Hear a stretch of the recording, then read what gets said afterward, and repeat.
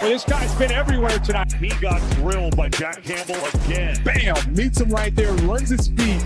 Jack Campbell wraps him up. Doesn't get any better than that. Textbook linebacker play.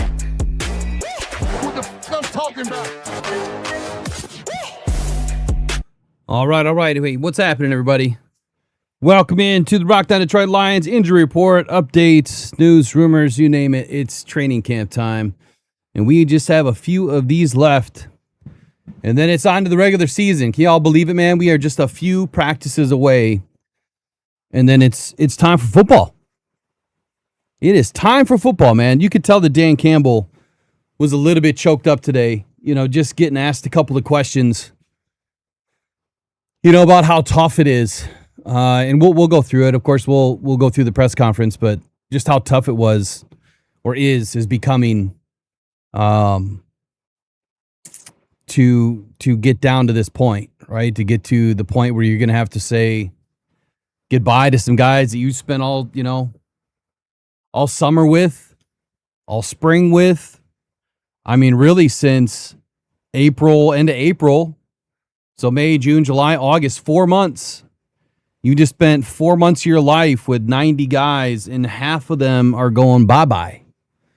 You know, and there's a possibility that a few of them return, but you know, Dan's a pretty emotional dude, and I think that is why I really believe that's why he gets a great reaction out of his players, because they know how real he is, and he doesn't hide. He doesn't hide his feelings. He doesn't hide his emotions, and I guess I wouldn't want him any other way. I think it's great. It's absolutely fantastic. So anyway, thanks for all the messages, man. I had a few messages today. Christian, what's happening, brother? Love you, kiddo. Yeah, so smoked the deer last night on my way home. And when I woke up today, my neck did not want to move. I didn't even feel it. I honestly didn't even feel it. I didn't feel the deer. I mean, that freaking truck is a tank. And it was a lot worse than I thought it was when I got out and took a look at it. Of course, I was pretty pissed off. But it is what it is, man. Where I live, there's deer everywhere. So anyway, when I got up this morning, my neck still sore, still doesn't want to move a whole lot, but just didn't expect it. So had to take the morning off, man, and put some ice on it. I'm still kind of turning funny because it's locked up a little bit, but it is what it is, man. It is what it is. So it kind of sucks. Trucks are replaceable. Things are replaceable. That deer's not replaceable. He's off in deer heaven, wherever he's at. Maybe someone picked him up. I don't know. Yeah. You know what they say, man? I was late. I was late going to Costco.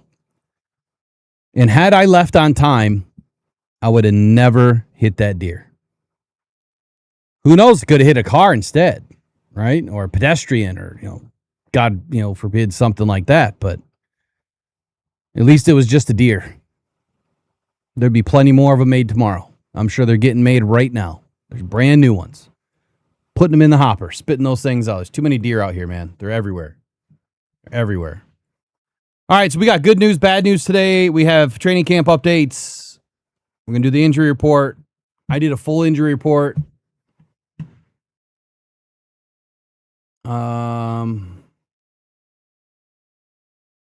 Full injury report. As soon as I can get it in front of me. Let's start with Dan. Let's start with Dan Campbell. Let's get that out of the way, and then we'll do the injury report.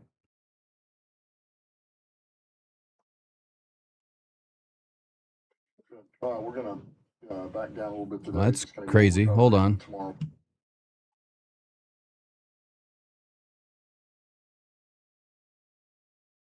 One minor change. I forgot to turn this off my monitor.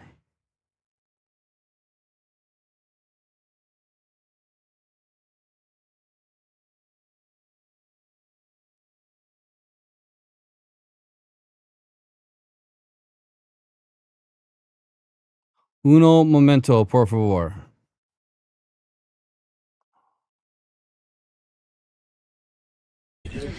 There we go. We're going to back down a little bit today, just kind of get a little recovery, and then tomorrow we'll do what we were going to do today.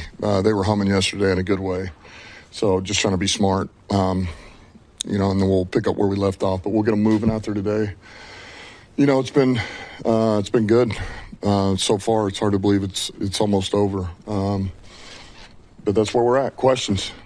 About some of the tough decisions that you have at a number of different spots. Dan, is this at this point, is this the toughest kind of decisions you've had in your tenure here? And what does that say about the job Brad's done in kind of addressing some of those goals that you guys set out at the beginning of the offseason? It's certainly up there. It would be up there if not some of the hardest decisions that we've had to make. Yeah, Brad's done an unbelievable job. I mean, he's done that every year, man. He continues to do a great job. He and his staff, I mean, they're grinders, man. They grind. And not everybody does it like he does it. That's the fact of the matter. You can say what you want, but he's on it, and the staff gets after it, Ray and all of them. So they put in a lot of hours, a lot of hard work, and and that's the byproduct is what you see out there. A lot of competition, a lot of good players, and we're going to have to let go of some guys that are going to be able to go to other rosters and make some waves. That could happen. That's real, and that's hard to do. But yeah, this is going to be hard, man, on Sunday. So real quick about Dan making that comment about Brad, right, where he says, nobody does it like Dan. Or I'm sorry, nobody does it like Brad. Say what you want, but nobody's done it like Brad. I don't know if he's just speaking to the work that he's done in Detroit, but if I were to take a pot shot guess at this, I would say that Dan recognizes that Brad Holmes has done such a crazy job, crazy good. It's extremely difficult to replicate what he has done. We've gone over the numbers countless times here. I'll just do it again. 77% hit rate for Brad Holmes.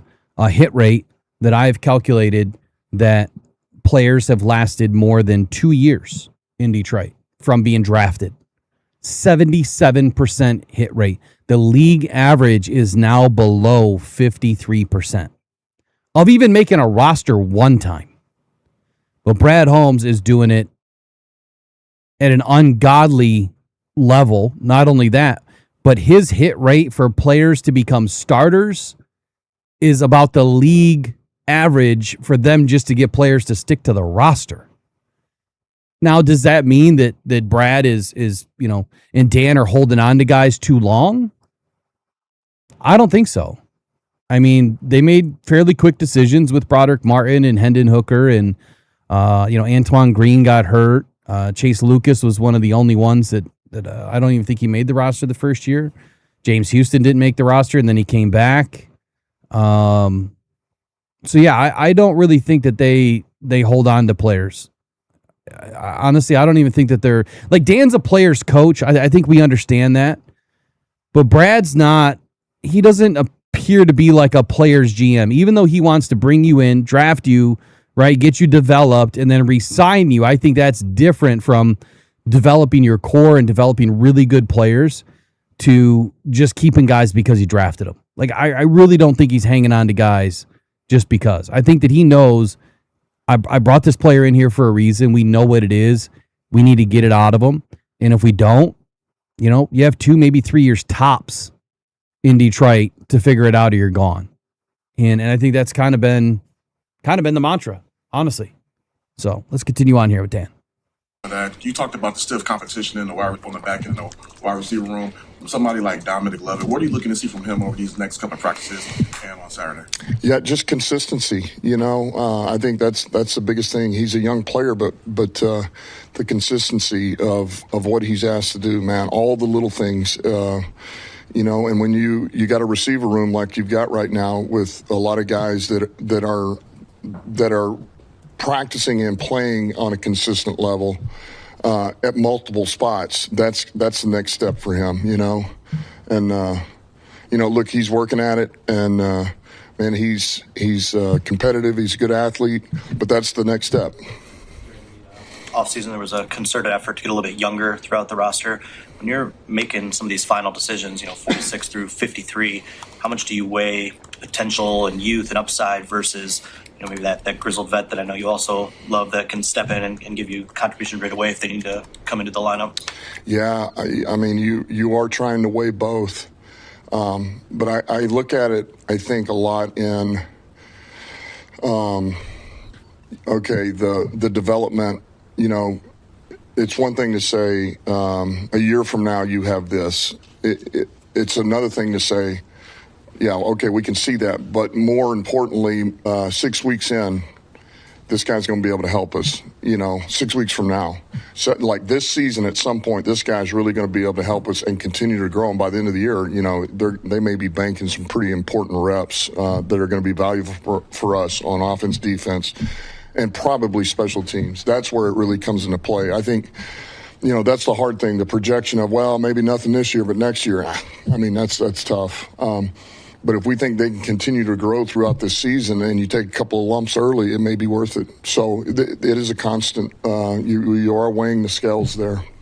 Part of that is that the mental component of it. I mean, what they can do physically, what they're physically. So is it how quickly they're processing what they get in the classroom to the field? Yeah, time on task. Time on task. It is, and it's the youth. It's the just experience. It's having to live in those moments, and the more they do, the better they're going to be. And then if you are, whether you keep them or they come back on the practice squad or vet squad, man, they're only banking valuable reps against our guys. That because we don't, you're giving looks, but we compete here. Like, we don't just get out there and it's the token play outside leverage, keep the card, and get beat.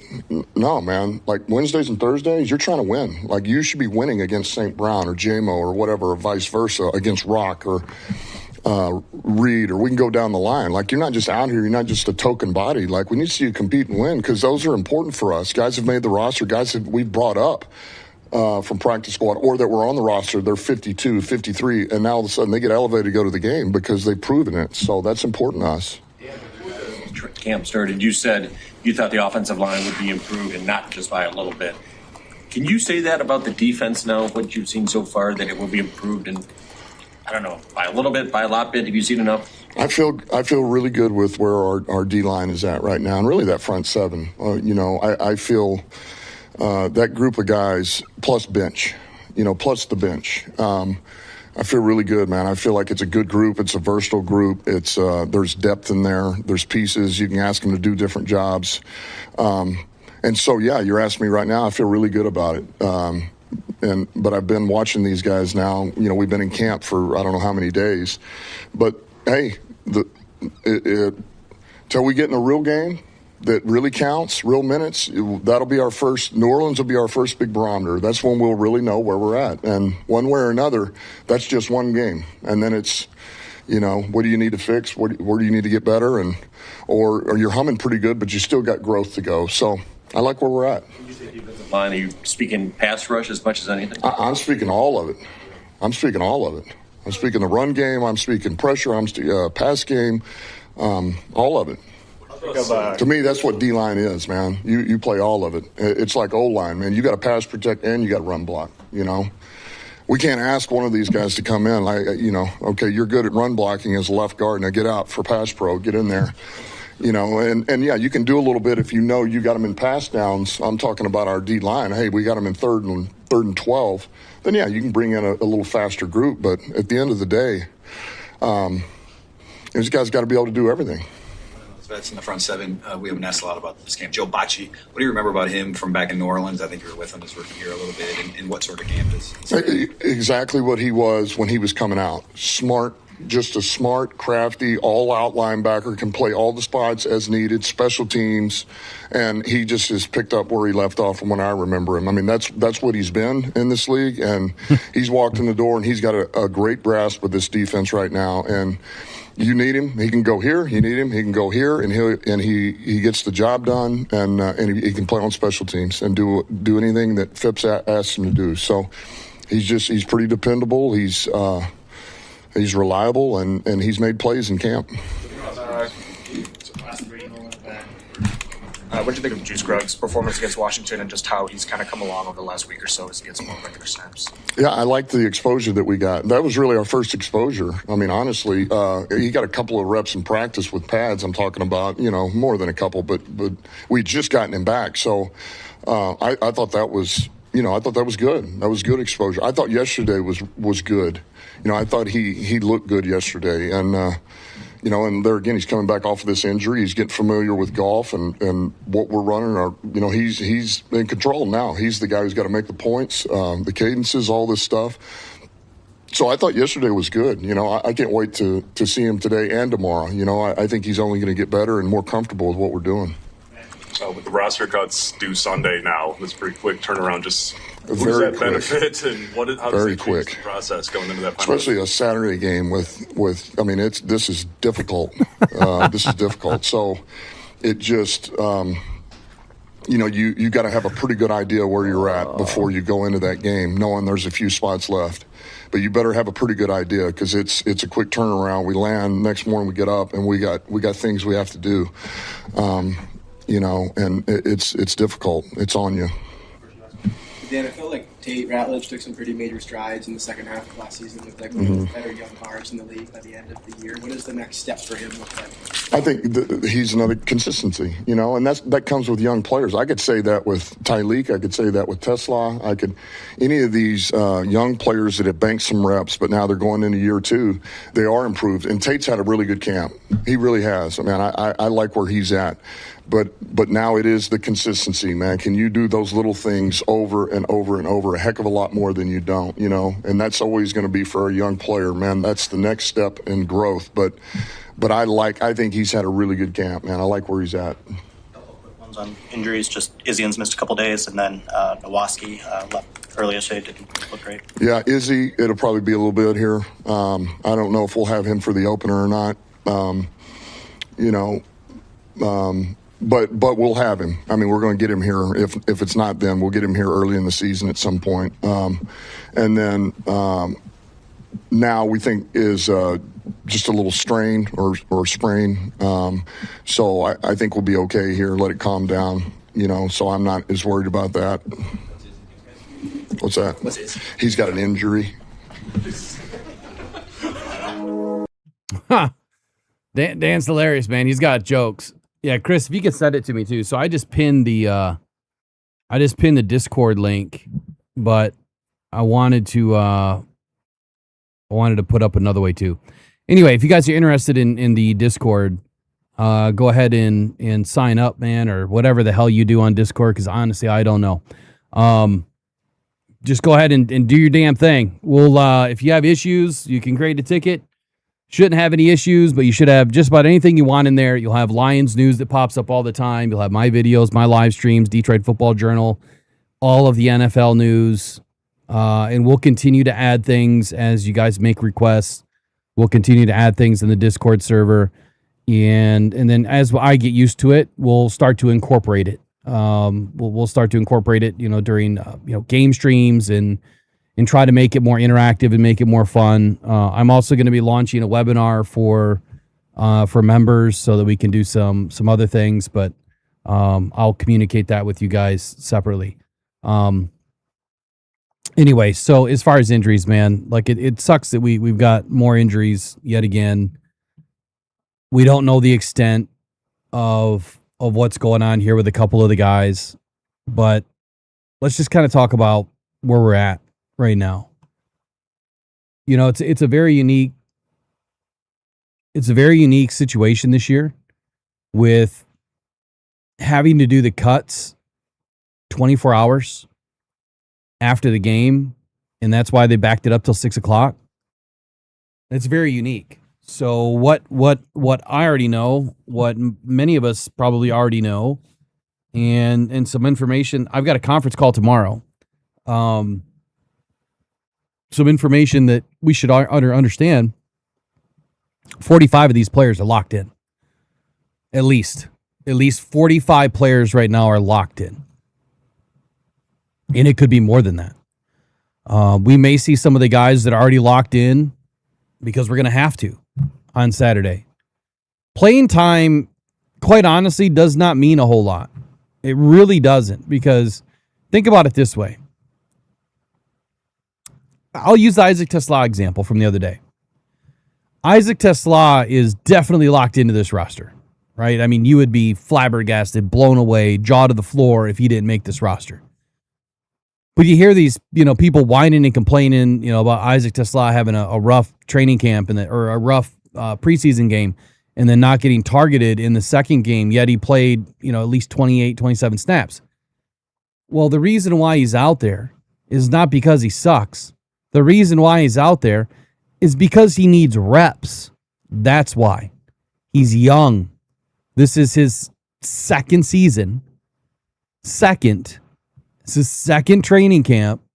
He needs the reps. He only had 28 reps last year, 32 reps complete throughout the season. That's it. He's had more reps this preseason than he had all of last year. So let that marinate for a minute. The poor kid needs some time to go hone in his craft against some real NFL experience. Get some real NFL players and that speed. So don't listen to the idiots, man. Don't listen to the clowns that are trying to put these guys into a box and say that they're no good because they didn't like the draft, that they didn't like the trade, they didn't like the draft picks that Brad gave away. And I went through all this the other day, and I'm not going to rehash it. I won't waste your time because I still got to do it in a video, but as you know, I kind of got busy hitting deer yesterday. Hey, at least I don't have to go hunting now, right? Got one for the year.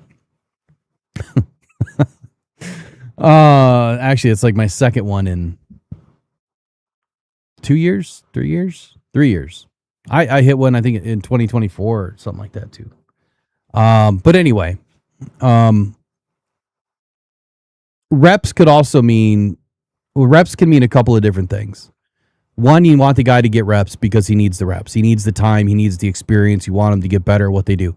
Reps could also mean, hey, we don't want to expose some of these guys to injury. Like, we don't want to put the guys out that we have locked in. We don't want to expose them to injury. So you're going to get a bunch of reps. Or it could mean that, hey, we have a lot of questions on you, and we need to see a lot of reps. We need to see a lot of game film so that we can make a final decision. The unfortunate situation is all you have is the game film from this Saturday, and you have to make cuts the next day, right? It's literally the next day, is it not? It is Sunday the 30th. So how are they going to go in and watch all this film? Look, they're not watching film on 90 guys. They're literally going to be watching film on about probably 10 guys, maybe at the most. There's going to be some bubble guys. And I'm not saying that that's all they're going to do. I'm just saying, like, that's my guess, is that, you're going to have roughly 10, 12 guys that they're really going to be interested in. I forgot to start all the other streams.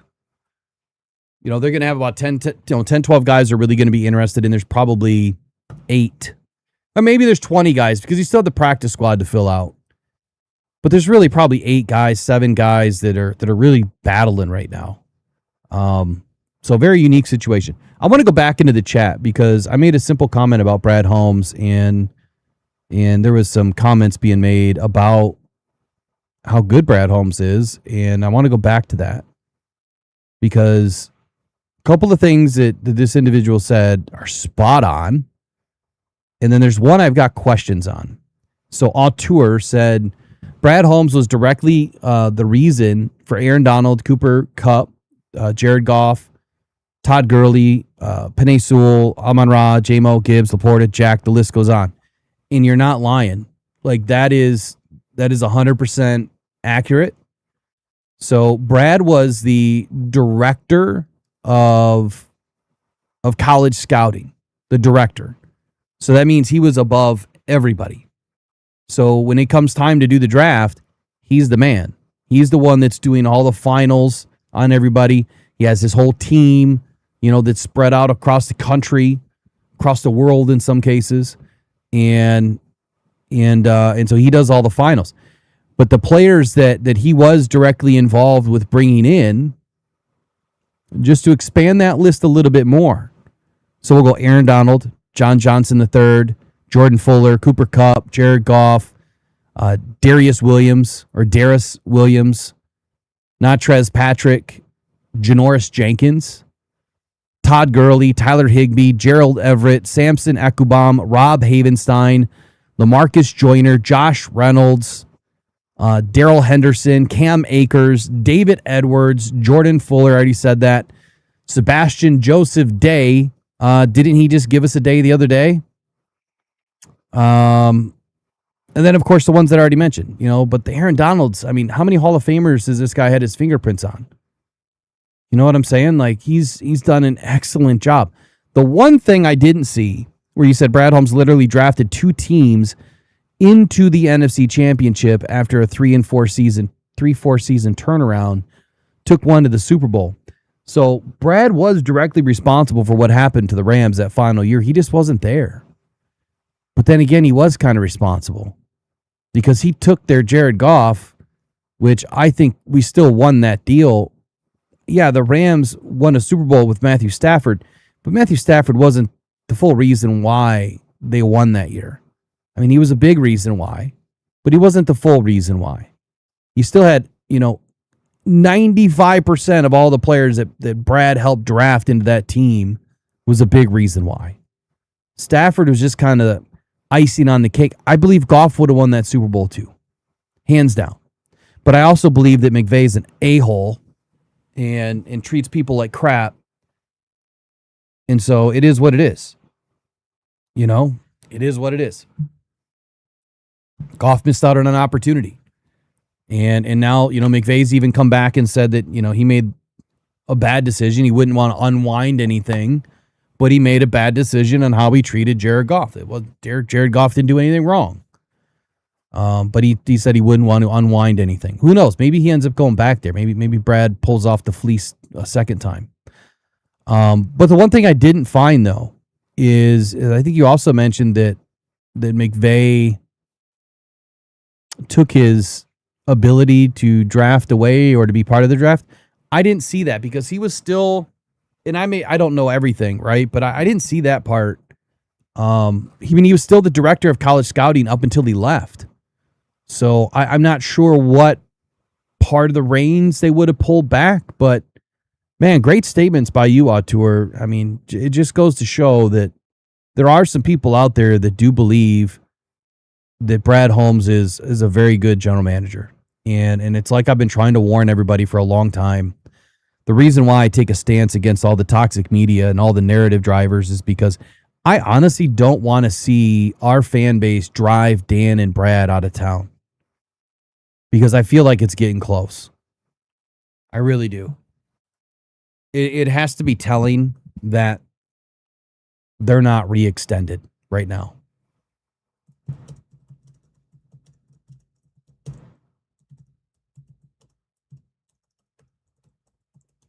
Yeah, I think we went over this, a few months ago, kind of talking about that same thing, about them not being extended. Like, when are they going to get extended? Because I think both of their contracts end after next year. I think it's 2027 is their final year. And, yep, it is. I just looked it up. Both of their contracts run concurrent through 2027. So this is like being a rookie and you're now, you're going to finish your third year. That's kind of what we're in right now with Brad and Dan. And the fact that Sheila hasn't gotten it done, maybe Brad and Dan didn't want to get it done. Maybe they didn't want to be extended. Maybe they feel like they've done all that they can do, and it's football, man. I mean, shit happens.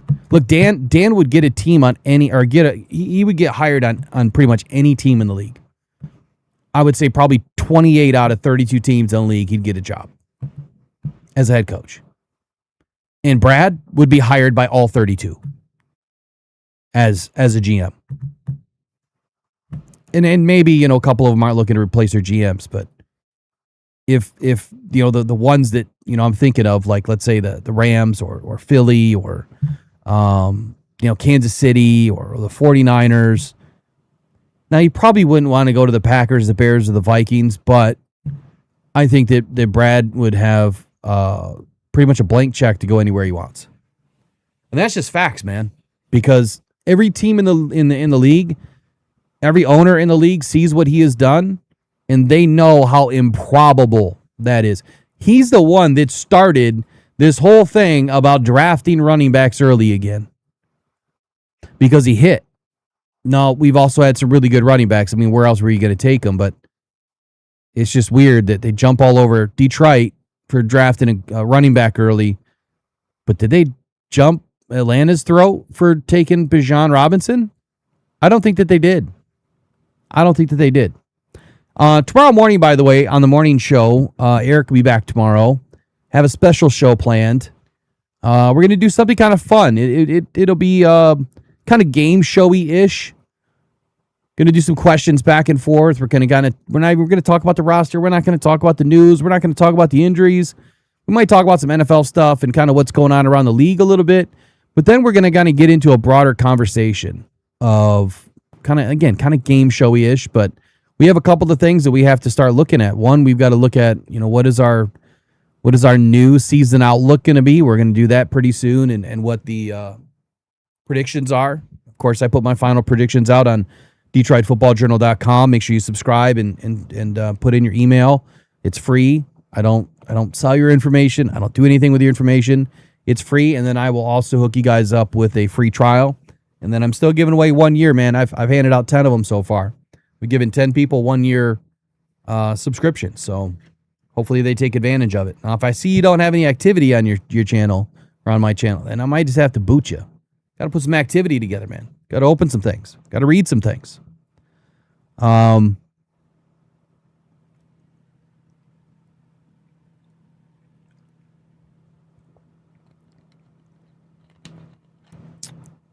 me go back to the chat here. Let's see. Artur says, the key point I love to point out and did above is what happened after McVay. And when McVay took over the draft, then went without any Pro Bowlers until Kyron. And that's crazy. And then look what Brad does when he comes to Detroit. His first pick was an All-Pro. His fifth pick was an All-Pro. It's crazy. Alter says, I know all the inside stuff from the trade. Many don't. Biggest thing is the Goff McVay dust up about McVay's then Russian model girlfriend and something Goff said in jest that got back to McVay. Ooh, that's interesting. That's interesting.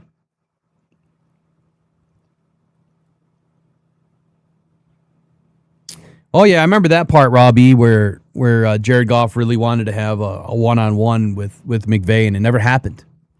And that's where McVay apologized, kind of recently, where he said he handled it wrong and wished that he wouldn't have.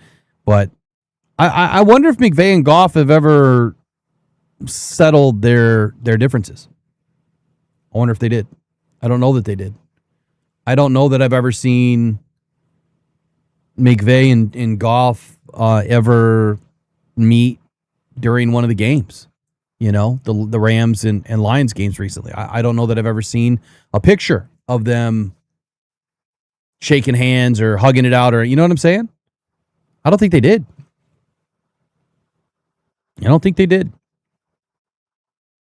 I just make sure you put statements and questions in caps for me, please, so that I can see it.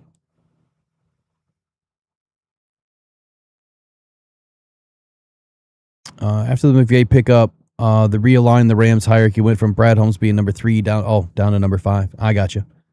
Yeah, he was still doing the draft though. Mike P says, you think it's their choice? I do. Waiting and seeing how things go. Talking about Brad and Dan potentially getting re-upped for a third contract in Detroit. Yeah, I kind of feel the same. They have one more year after this year. And if things go well, maybe they stick around. or, maybe there was just a ticking clock. I don't have the feeling that Sheila's going to sell the team, but I think Sheila's going to sell the team. They've always said that they will never sell the team. They've always said that. But I'm telling you right now, if that puppy goes up for sale, we can all join in together, like all of us.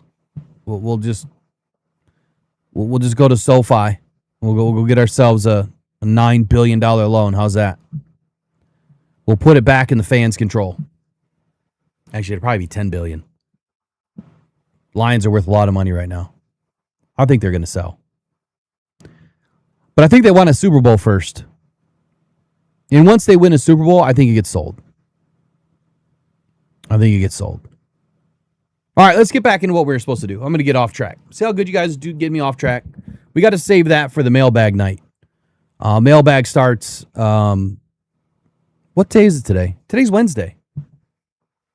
We'll do mailbag. You know what? I've got streams tomorrow for some games. We'll start mailbag next week because we get kind of a buffer week. We'll do mailbag next week. Sold by who? I think the Lions are going to sell. If you guys want to join the Discord, the link is pinned. Christian shared it, so it's there. It's the pinned comment. How many of you guys watched the Skylar Gill-Howard interview that I did? Now, that interview was just a day or two, I think it was 2 days after the draft. And so I redid it because it didn't get enough airplay when I first put it out because, I don't know, I screwed up, I guess. But a lot of people had some really great comments about it, man. Like, they can see now why Skylar Gill-Howard is who he is and why he's having the success that he's having. He's just all about his business, man. All right, so today, lighter day. Like Dan Campbell said at the beginning of his press conference, actually, let's do a quick reset and then we'll do the breakdown. That way I can turn this into a video. All right, quick reset. Be right back. Well, this guy's been everywhere tonight. He got drilled by Jack Campbell again. Bam! Meets him right there, runs his feet. Jack Campbell wraps him up. Doesn't get any better than that. Textbook linebacker play. What the f*** I'm talking about? Day 18, the Detroit Lions had a lighter day today, as Dan Campbell mentioned during this morning's press conference. Quite honestly, they wanted to back down the intensity a little bit because the practice that they had the day before, they were going pretty hard. Dan Campbell mentioned how amped up they were, and we also ended up with a few injuries between yesterday and today that we'll talk about here in just a few moments. They do have another intra-squad scrimmage planned. I didn't know that they were doing another one this year, but they're going to do one on Thursday, which is the final practice of training camp before Saturday's preseason finale. Now, I find this interesting, and I have an idea as to why they're doing this. Because the way that camp is kind of changed this year, cuts, I should say, where now they have to do their cuts on Sunday, and it's literally the day after the game ends. Well, this kind of makes sense that you do another scrimmage on a Thursday before you don't have any more practices the rest of the week and really try to get a good, hard look at some of the guys that are on the bubble.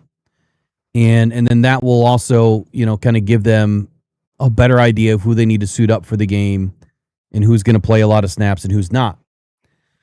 So I'm just interested to see what happens. But the injuries that we suffered today is not helpful. We just don't have all the information right now as to what is exactly going on with these injuries.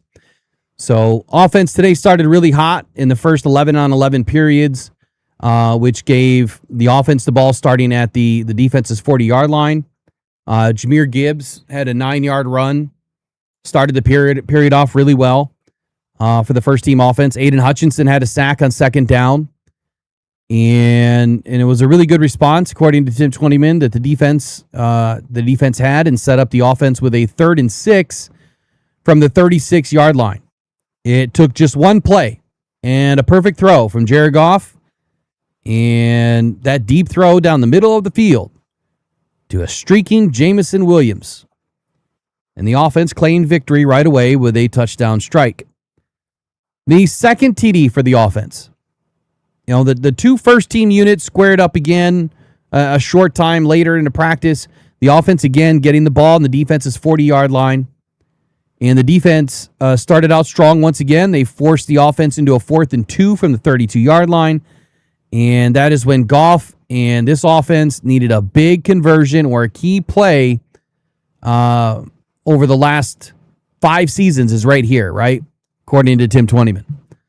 And then we had our all-pro wide receiver, Amon-Ra St. Brown, usually getting his number called right here, and that was the case on this 4th down play.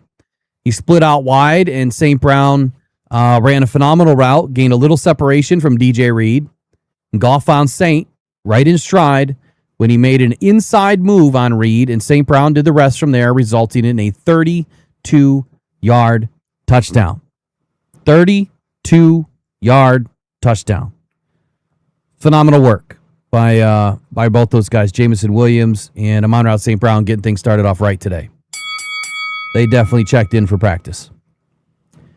What else happened today?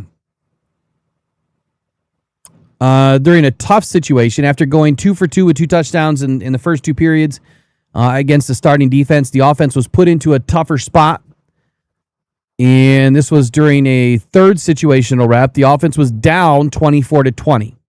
They had 41 seconds left on the clock, 2 timeouts, and they were at the defense's 46-yard line. A pass interference call on Rock Yassin covering Jameson Williams on a 3rd down play gave the offense a 1st down at the 29. And then with a little over 20 seconds left, there was incompletions to Jameson Williams and Isaac Tesla that set up a 3rd down play. Gibbs then caught a pass for a 7-yard gain on a 3rd down, setting up a 4th and 3. 9 seconds to go on the clock. Back-to-back false start penalties, backing up the Lions to 4th and 13. And then a short catch by Jahmyr Gibbs, who then pitched it back, little razzle-dazzle to Jameson Williams. Looked like it had a chance to go the distance, and then the rookie defensive back, Amon-Ra Brown, made a good play as he got over there to the 5-yard line where Williams was.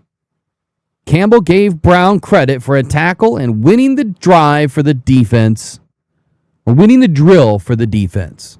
Amon-Ra Brown, the rookie, checking in just before he's about to get snipped. That was kind of rough, wasn't it? Sorry, Amon-Ra Brown. A little performative theater for you, the very little you get here. All right.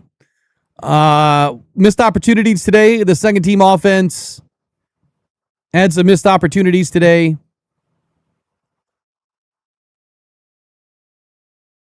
They were also put in that very similar tough situation there. 41 seconds, 4 points down, 2 timeouts, 46-yard line. And then Martin had back-to-back receptions from Luke Altmaier. Got the unit all the way down to the 23-yard line with 22 seconds left. And then 2 incompletions from there set up a 3rd and 10 with 12 seconds left. Altmaier had a chance to make a big play on 3rd down, but he missed just wide left of the receiver, Malik Cunningham, on a high throw down the left seam. Cunningham had gained a step on this route. Had it been an on-target throw, it probably would have been a touchdown. Altmaier and Josh Dobbs are still battling for this backup role, as you all know. And that's a throw that he's probably going to want back because that's a throw that could eventually separate you in a competition. Tackle production today, the first team defense that featured Jack Campbell, Devin White, and Malcolm Rodriguez getting a crack today. They did their first 11-on-11 period together. That's a ton of experience, man. That is a total of 350 tackles just between Jack and Devin. 1,324 career tackles overall between the three. So the Lions' front seven on defense was pretty impressive throughout camp. Looks to be one of the strengths of this team. I agree, Tim. I agree. Safety depth today. Christian Izien dealing with an undisclosed injury. Could prevent him from playing week 1, as we heard from Dan Campbell. And that's where we're going to start here on the injury report.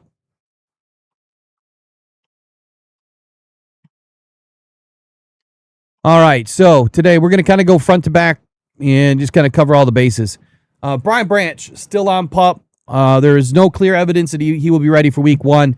Sounds like that his Achilles injury that he's still recovering from without any practice. We saw him very early at the beginning of practice, and then he and Kirby both kind of slowly disappeared. Both those guys look like they're going to make the reserve NFI team to start the season. Giovanni Manu still on NFI right now and has a long-term injury. Campbell did previously say it's about a 12 to 14-week timeline, and that's where it still sits. That puts him back at some point around week 7 to 10, somewhere in that range. The question is, will he be on this team at that point? And because he's on NFI, I think the answer is yes. So I don't think that he's going to get cut. I think that this is just happens to be another opportunity for the Lions to stash a future guard. And that's a big body and a big frame that they want to continue to develop. And that's kind of where I'm going with it. I think that Giovanni Manu is going to make this team by default. Had he been healthy, it would have been a different story. Maybe he could have made the roster outright, but I think he'll make the roster by default right now. Isaiah Pacheco, still out, but he is expected back for week 1. That is the latest report that I have. The week 1 sounds like it should be a go. The Lions have brought in a few other running backs over the last few days. So begs the question, has that changed? I don't think it's changed. We've had some other injuries to like Blackshear, who's now on IR, and I think that's why you're seeing some other players come in. Plus, there's some players that the Lions maybe don't want to play on Saturday. Maybe guys that have made this roster, given the fact that, you've got Vaki that's been dealing with stuff. You've had Sailors dealing with an ankle and some other things. You have Pacheco dealing with the knee. It's probably time to just put a couple of guys on the elf, the elf on a shelf and just get these guys to week 1 is probably the plan. Cade Mays still out with a wrist injury. Sounds like they replaced a bone with a titanium rod, making that arm stronger. Now, I don't know if I'd be happy about that. I think that it's going to be pretty cold having a piece of titanium in your arm, but I got titanium all throughout my neck and all throughout my back, so I get it. So he'll be back probably around week 7 right now is where we're expecting Cade Mays to end up, right around that time frame, right after the bye week would probably be a perfect opportunity. They may be starting the clock during the bye week, so we'll be looking for that to happen, hopefully. And hopefully he comes back ready to rock and roll and in shape. No reason why he still can't run and do the thing. Michael Neese remains out after the leg injury against Washington. Doesn't seem like he's going to be able to make it back in time. Still, no announcement of any final diagnosis here. Probably going to have some sort of an injury settlement. Same thing with Peyton Turner. He's still out with his back injury that has cost him most of training camp, if not all of training camp. And I think that'll end up being an injury settlement unless they can somehow save an IR designation to return, which I don't see how they're going to be able to do that. Thomas Harper ended up going down with an ankle. Now, Campbell did say that they don't expect him back immediately, but it didn't sound like it was going to be long-term. He's probably going to make the roster because they're going to run out of IR designations pretty quick. Christian Izien still out with an undisclosed injury. Campbell did say today that he could miss week 1, but does not expect a long-term absence either. Jimmy Rolder still working back from the hamstring. Looked pretty good at practice when I was there last. No practice return yet. Has not been expected back before camp ends. Now with the Damone Clark situation, I think that Jimmy Rolder is going to make the roster, and that is so they can save the IR designation for somebody else. On the mend would be Sam Laporta. He was back practicing after the hip flare-up and continues to trend in the right direction. Also on the mend, Ben Barch cleared concussion protocol and is also back working at the left guard position. And it's Rakestraw. He's also on the mend. Played a little bit in Saturday's game, and his ankle injury is still considered minor with no new negative updates or reports. Seems like he's going to be just fine. Sione Vaki, back to full work or fuller work after missing the Washington game with back spasms. Jabari Small also returned to individual work while progressing through concussion protocol. Has not returned to team reps, but he is on the mend. Nick Whiteside, he left Tuesday's practice with a trainer, but did return today and even took some second-team safety reps. That is great news for me because I need to see Nick Whiteside on this roster this year. Dan Jackson, he also returned today after leaving both the Washington game and Tuesday's practice early. Trevor Nowaski, he did not practice today, but Campbell did say that the knee or the lower body issue was a minor strain or a sprain, is not considered overly concerning at this time. Miles Frazier, just keep on piling on. He did return today. He had a left leg that was heavily wrapped and braced, and he did some individual work only. No team reps, nothing with the team today. Any new news from practice today is not good news. Ahmed Hassanin unexpectedly did not practice today after finishing Tuesday's work. The Lions did not disclose an injury or any sort of a reason yet. And then Derek Moore, our second-round defensive end out of this draft, also unexpected non-participant today. No diagnosis yet, and no confirmation if it's related to his earlier groin injury. And then we have some already moved off the active roster list here, and that would be Cedric Wilson Jr., the receiver that I had on my 53. I thought he was going to make it without a doubt. He's now on IR. He suffered a left knee injury against Washington. Really sucks, man, because he was playing so well. And then Damone Clark, he's now going to be placed on IR with a significant and undisclosed injury. I have the suspicion that it's a back injury. At least I think that's what was mentioned earlier, was a back injury, and it could be something different, but he's definitely done. So that opens that spot for Jimmy Rolder if the Lions feel that Jimmy Rolder is going to be able to help that team, pretty soon. Look, Jimmy probably would have been a scratch anyway to start the season.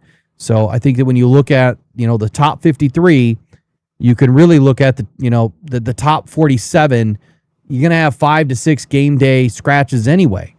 So I feel like some of these players that are on the mend that you don't need to waste a roster spot with, or you can waste a roster spot with, it's because they can be scratched from the game anyway.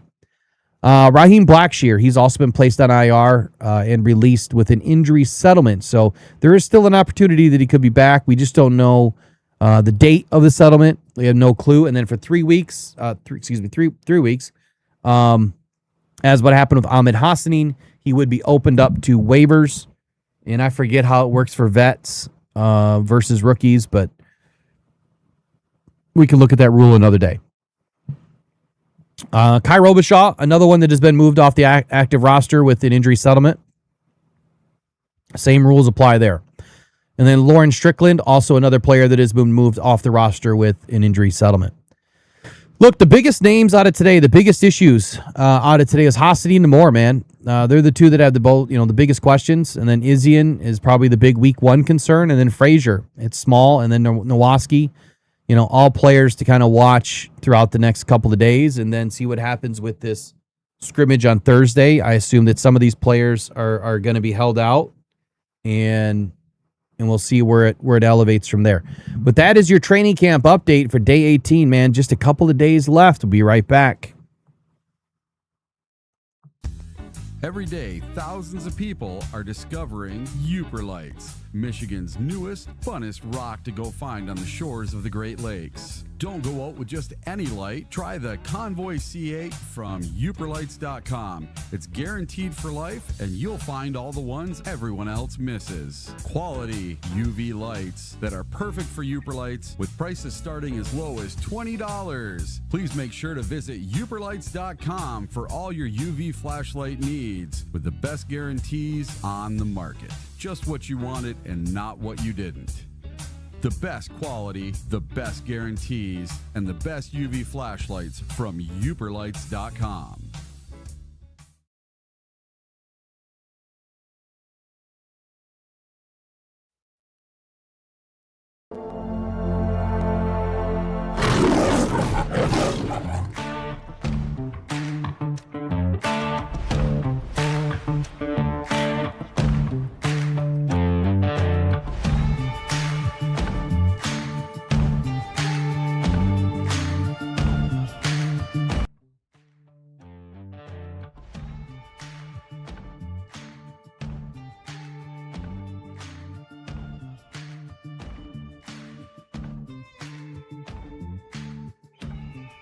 All right, let's get some highlights in, man. Something I've been terrible at doing this year, but we got to get some highlights in. I'll jump into the chat in just a moment.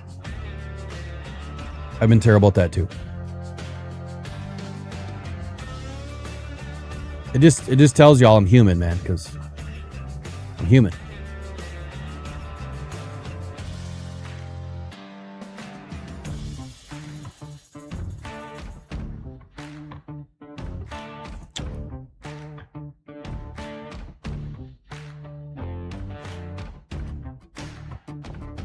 Joe Schmo. As low as $20. Just what you want, not what you didn't.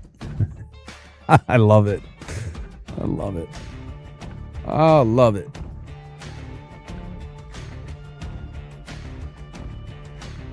I guess while we're waiting, let's not forget about our friends over at... hold on. I'll come back to that. Shoot.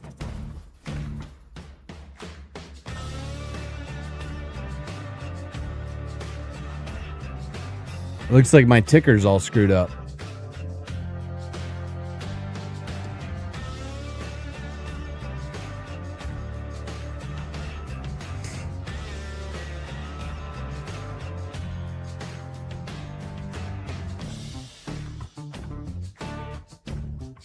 Of course this thing is not working. Why? I mean, why should it be?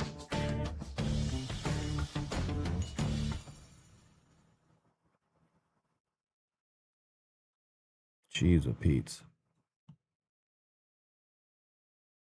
Got a disaster on my hands over here. Like, really bad. What in the world?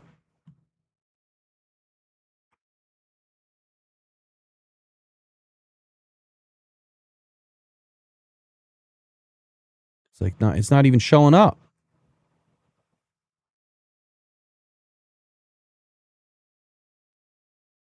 Oh, I see why.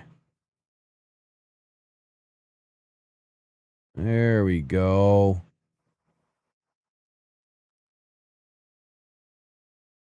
All right, my bad, y'all. Okay, let's take a listen to Brooke and With Tim. 20 men, you're 15 as a Detroit Lions Thanks. senior Make me feel writer. old, Brooke. I appreciate that. Year one Thanks. for me. We're going to go top 3 from training camp. There's only one practice left before the final preseason Crazy how game. fast this has gone, isn't it? Went by so fast. We're going to go top 3 with 20 men. First, this front 7 might be one of the top here in Detroit under Dan Campbell. Yeah. Why?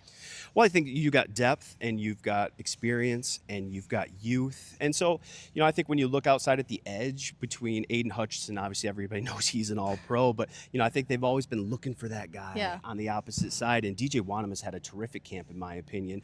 Derek Moore has been really good. He's popped. They have depth there. Aleem McNeil looks like the Aleem McNeil of 2023 and 2024. And I love the move of Tyleek Williams from the 3 technique to the nose tackle.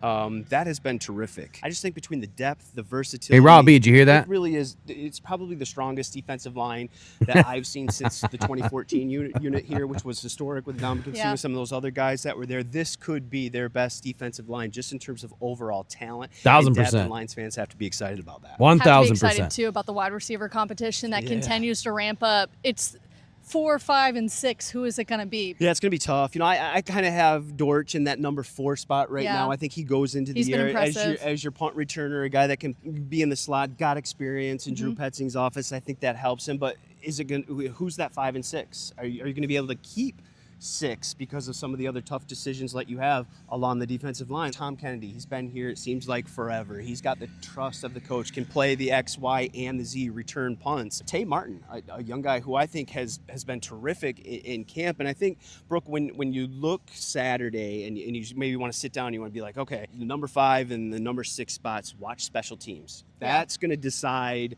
those positions. And finally, we continue to chart the nickel corner position. Boy, is there a lot of competition. Yeah, between Keith Abney II, the rookie, between Roger McCreary, the veteran, Christian Izzian, who is dealing with a little bit of an injury now. Dan Campbell, talked about that on Wednesday. And so I think when you look at the nickel spot, it might not be a traditional nickel like you think of it. Like, okay, this is our guy. He's going to win the job. You're going to see him every week. I think depending on the matchup, depending on the situation, the scheme, you could see multiple guys within a single game play that spot. You could see a different guy play it from week to week. And so I think there's a lot of moving parts in that nickel spot, but they like the depth there, and that's been a fun competition to watch. Gotta love it. All right, we'll see you guys in Indy. Okay, so what did we just learn there? Because what I just learned is I just said all that the other day. That this cornerback room is going to be highly dependent on the opponent, the scheme that they're going up against, and what they feel like they're going to be able to run. And it's not just the nickel, but like what Tim just said, I mean, it's no different than what I've been talking about for weeks, is you have guys that are interchangeable. You have guys that are flexible. You have guys that have, the multiplicity within them. They can do multiple different things. Izzian can play nickel. He can play slot. He can play strong safety. I don't think he's a good free safety. Honestly, I haven't seen him back at a free safety or playing any sort of a post. But he can play multiple different positions. And if you absolutely had to push him outside, you probably could, but that would be a big stretch. Same thing with McCreary. He can play the nickel, he can play the slot, and then he can also play outside. Maddox started as a corner, and he arrived last year playing post safety. And so they have him all over the place. He can also play nickel. So we have multiple guys that can do multiple things. And then when we get Brian Branch back, we know that he can play corner. We know that he can play nickel. We know that he can play safety. Star, robber, I mean, you name it, you can put him anywhere on the field. You don't really want him on the outside because he's not the fastest guy in the world and he's got some slow hips, but he can absolutely play just about anywhere you need him to play. So I believe that what Tim just said, the biggest takeaway for me from Tim is just really reiterating what I've been talking about for a while, and that is you're going to have no need to keep 13 or 12 guys in that room when you have guys that can play multiple different spots. Now, how that changes is injuries. If we have a lot of injuries right now, then that could change the whole dynamic because you might have to go to a different position, or you might have to load up on corner or in safety and nickel because you have too many injuries at another spot. So we'll see where it goes. But I think he's right. Now, he also mentioned something in there about 6 wide receivers, and he also mentioned Tom Kennedy. Did you guys think that was intentional? Did you think that was a random thought? Or did you think that I'm onto something, that maybe Tom Kennedy really has a shot here? Because I don't think that he's had a great camp, and he definitely hasn't had any great preseason games. But I also believe that is the fault of our quarterbacks right now. The same reason why Isaac Tesla is not having a great second preseason game is the same reason why Tom Kennedy's not either. So I think that you're going to bank the history with Tom Kennedy and then seeing who he is day in and day out in camp that is going to lean you into that direction on whether or not he makes the 53. I would love to think that Dan and Brad have a sentimental bone in their body. And I do believe they do. That they know that Tom Kennedy's probably at the very back end of his career now. And maybe they're just going to give him a 53 because the dude's earned it, man. He's earned it for so many years. Now, if you read DetroitFootballJournal.com and you took a look at my 53 that I finally posted today, which you'll notice on there, I stayed true to what I said I would do, which is I'm not going to change my 53 because I know that there's injuries. I put my 53 together on the evening after the game and kind of firmed it up on that Sunday, and I left it. The next 53 you see from me will be Sunday night or Sunday. when we're doing the live stream. So we'll see what's next. All right, let's get into some more highlights, man. I love this part of the day. Sorry I haven't done it much throughout the year, but gives us an opportunity to hang out and talk about stuff. All right, what kind of funny stuff they doing today? Let's take a look. DB, got a do-over pincher. This is going to be a good boy playing linebacker. Same as me, for real. I'm going to put a picture right here. Bow! Nah, my dog Reggie would be a tight end like me. Reggie. I got a cat. Running back. Ooh, facts. Yeah. I'm a snapper. I got a Labrador retriever. Her name is Lola, and she would play defensive back. Agile. I got a Frenchie, and she would play fullback. Of course you got a Frenchie, Jackson. Position there is on the team. That's the position you play. I say quarterback. Bully, Richie, a small one, running back.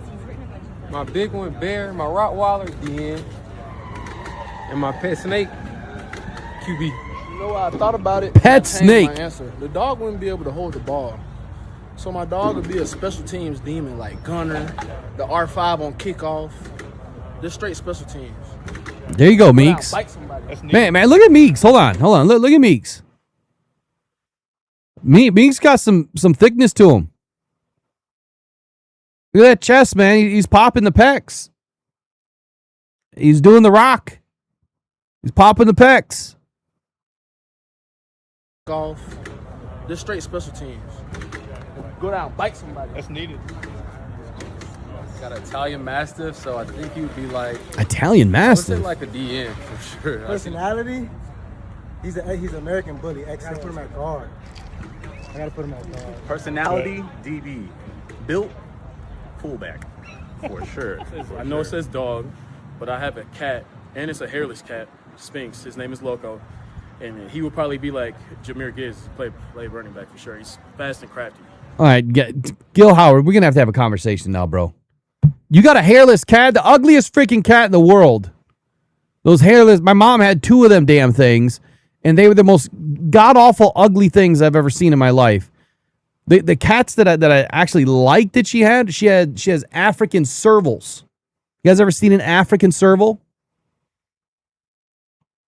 They're like 65, 75 pounds. They're mini cheetahs, man. They're huge. And we actually lost one. It got out in the mountains of North Carolina. Scratch that. I didn't say that. It somehow escaped.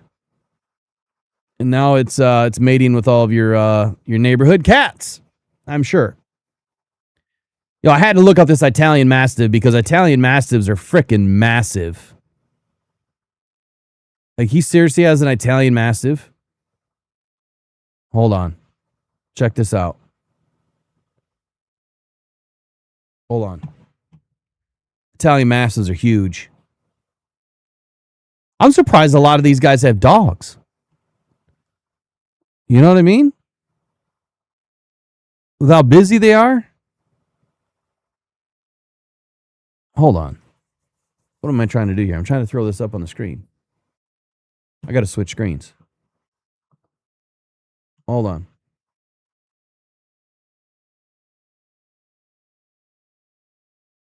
Yeah. Look at that thing.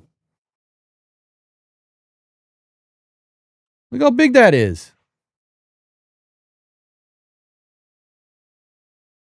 Those things are massive.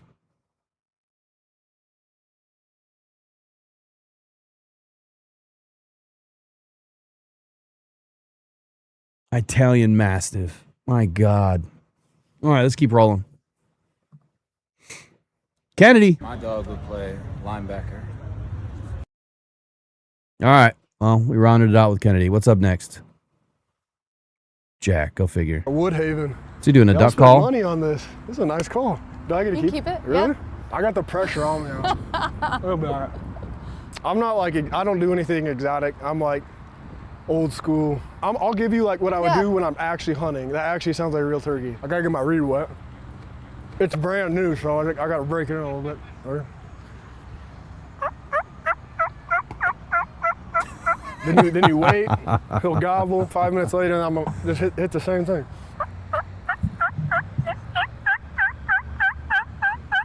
That was bad.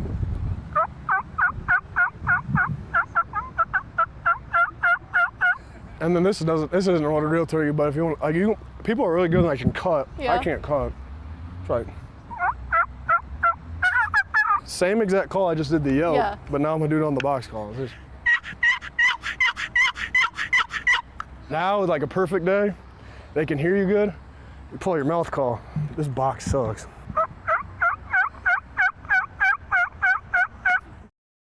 Did y'all even hear a difference with any of those? I didn't hear a difference at all.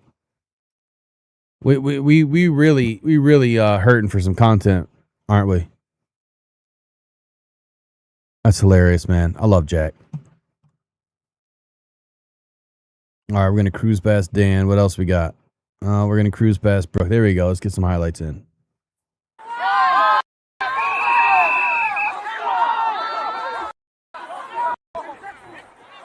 Damn. Not one, but two, but three.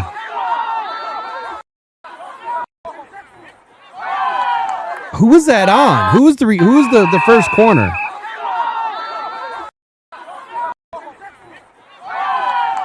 Was that Rake? Was that Rakestraw?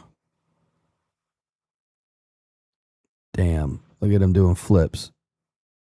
And he's got the hook on the hip. Look at that hook right there. Look at Gibbs going up for it, man.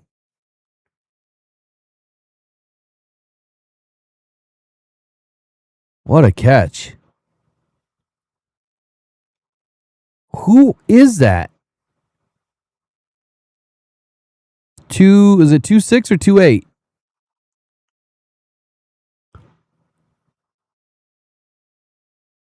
Oh, I can't tell. It had to be 2.6 or 2.8. It was Abney. That was absolutely Abney.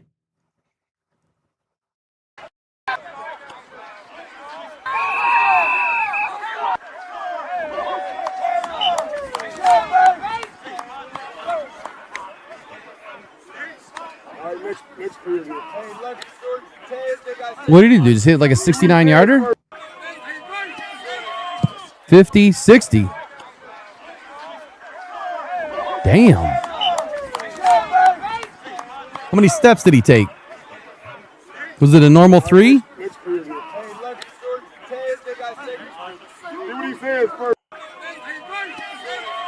Oh, yeah. Man, that's a boot, yo. Wow. Wow. All right, what's next?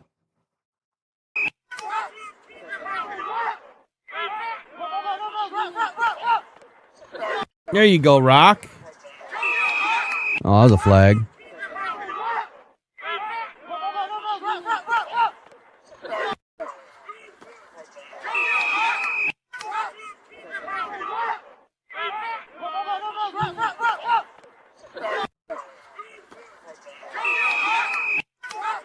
Man, Tesla's getting thrown around out there. All right, let's keep on rolling. I know I missed some. Oh, we already watched that. Here, let's watch the unis again. So I'm hearing now that these are more grayish, and every single jersey that I've seen, they look white.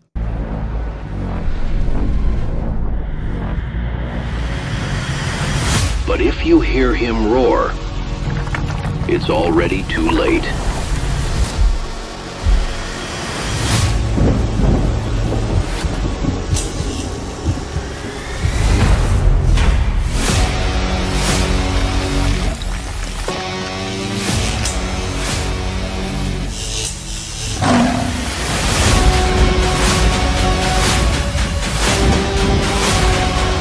Where is the white?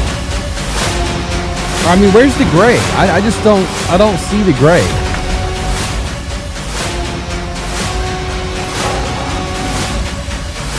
Maybe it's like a dirty white?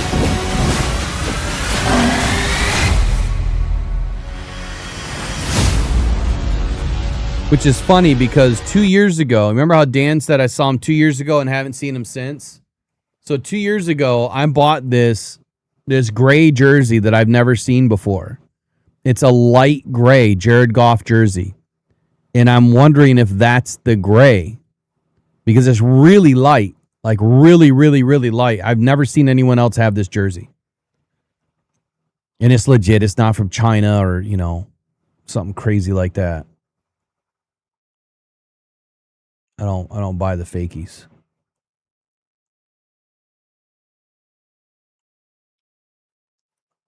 All right, let's keep rolling. So are they grayish?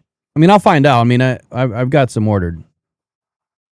All right, here we go. Altmaier. Me and Jared were just, raving about how. What do you think of the atmosphere here? Oh, it's so cool. Me and Jared were just, raving about how loud it got. Even the fourth quarter. It's late in the game, and people were there. In a preseason game, so it was super loud, really fun. People were into it, and it wasn't many empty seats either. So it was just super cool. I mean, this stadium and the city has a lot of personality, and I'm glad to be a part of it for sure. What do you think of the atmosphere here?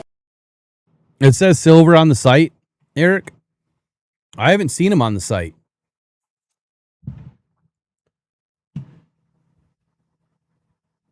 Because they don't come out to the first.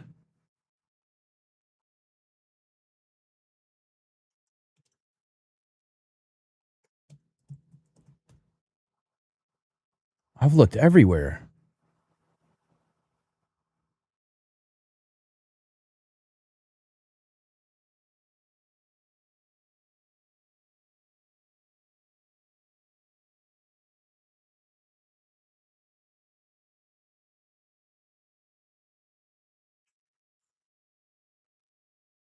They're definitely not white like our whites, but they look dirty white.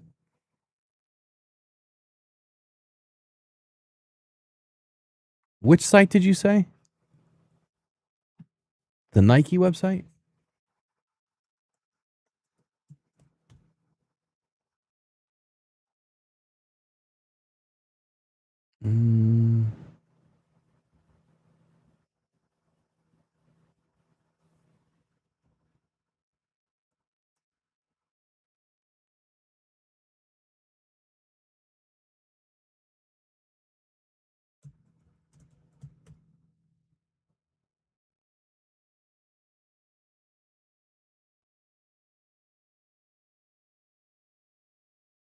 Okay, here we go.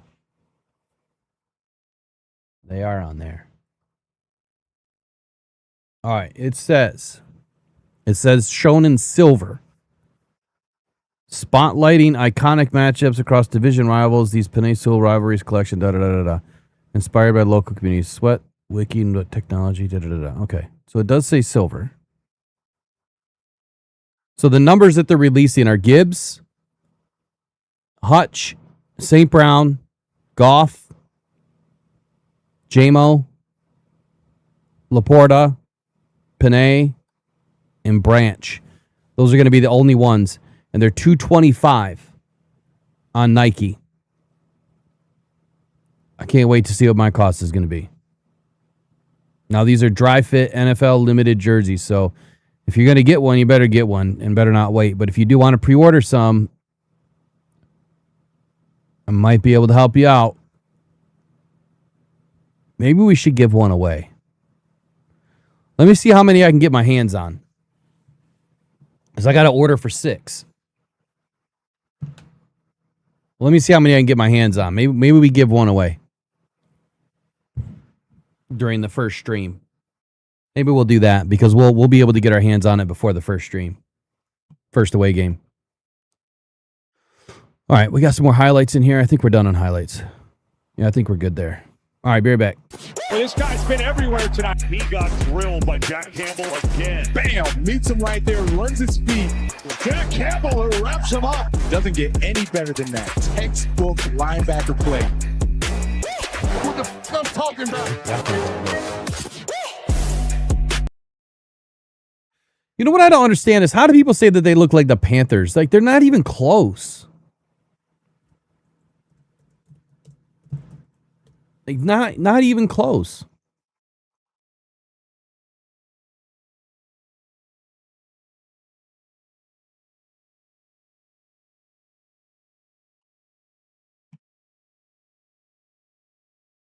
Here, let's see if I can do I I forget, how do you do that thing where you can double up the screen?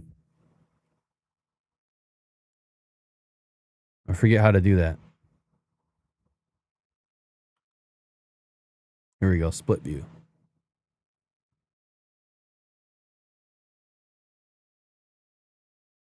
Let me throw this thing in split view real quick.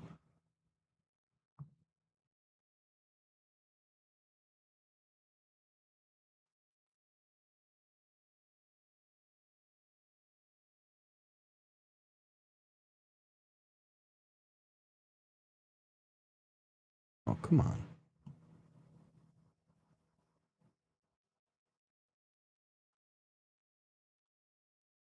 Leggett. I liked Leggett, man. I hope he turns it on soon because he's kind of struggled. All right, now how can I get these to line up? Like, hey, Legett's on sale. There you go. You can definitely see the color difference right away. I mean, they almost look olive to me on my screen, but it says silver. Dan said he called them gray, but I don't see a black stripe on the shoulder. I don't see any numbers on the shoulder like the Panthers. They have a black number. Ours is carbon fiber. Our number is slanted. It's italic. Theirs are straight. We don't have a logo on the arm. They have a logo on the arm. We have a blue neck. Theirs is black. Our neck is also inverted. You see that? See how the neck is inverted? It's got 2 layers. They have a single color.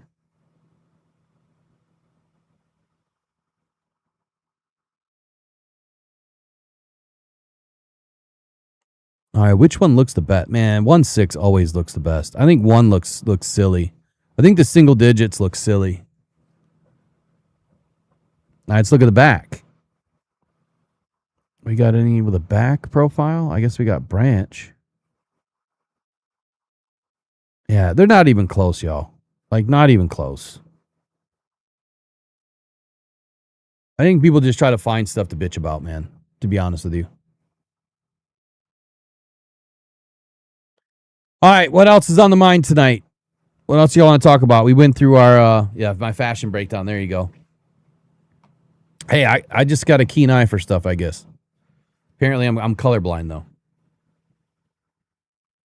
My vision is going, though. I do notice that.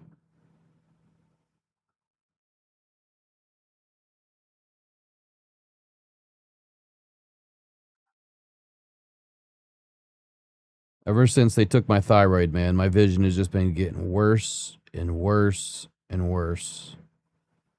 Probably why I smoked that deer last night. No, I'm just kidding. There's no way I could avoid it. If I didn't even hit the brakes. I couldn't because there was a guy right behind me. If I would have hit my brakes, I would have got rear-ended. I just went 50 miles an hour right through the thing, unfortunately. May the deer rest in peace. I usually get out and go put them out of their misery and all that, but I couldn't slow down. I couldn't stop. And it was nighttime. I would have had to call the sheriff, and I just wasn't doing it. Wasn't doing it. Old disease setting in. No, man, it's just your thyroid. So, your thyroid is so important. I can't even begin to explain how important it is and how much it controls in your body. So when my numbers are super high or super low, it's terrible. I mean, when they're super high, I'm exhausted, fatigued, tired, vision's blurry. When they're super low, I'm exhausted, fatigued, tired. And then that's where all the spinnies were coming from. That's why I was so dizzy all the time. Because I had way too much in my system. Or way too little. But if you notice, I haven't been dizzy for a while. I'd better knock on some wood. And that's because I've been really trying to manage my medication. I got to wake up every day early and take it at the same time every day. And then not eat, not drink, not do anything for at least an hour. They have rival shoes too? I didn't see that. Was there rival shoes? Who just put that in the chat? See, I probably can't because if they don't make wide shoes, then I can't do it.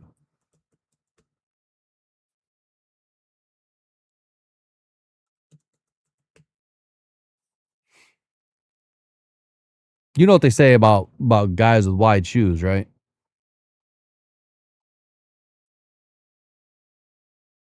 Oh, no shit, they do. You know, the stupid Air Max, man. Those shoes are so thin. Oh, don't even tell me you can match up. Oh, I thought for a minute there you could match up the number on the shoe to your jersey. You know what sucks is you're not going to be able to go try them on anywhere. I guess you can always return them. I'm just going to have to get a pair just as a collector's item. Anyway, what they say about guys with wide shoes, you got wide socks, right? You thought I was going to say something else.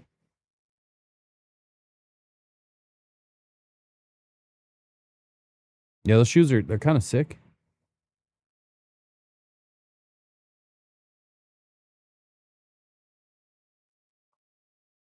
Oh, crazy.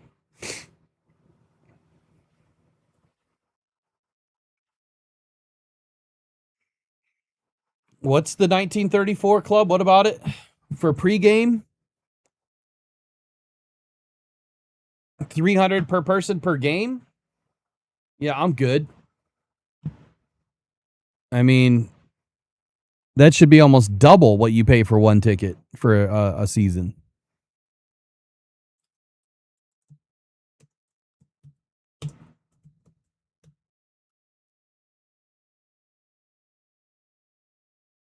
But it isn't all inclusive. I mean, it's members only. It's pregame hospitality, right? You get a whole lounge. But you know, for people that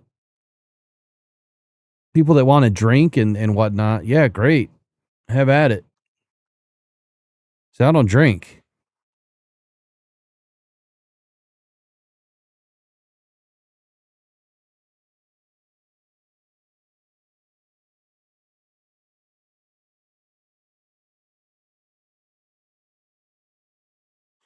You know what? I'll do it for one game.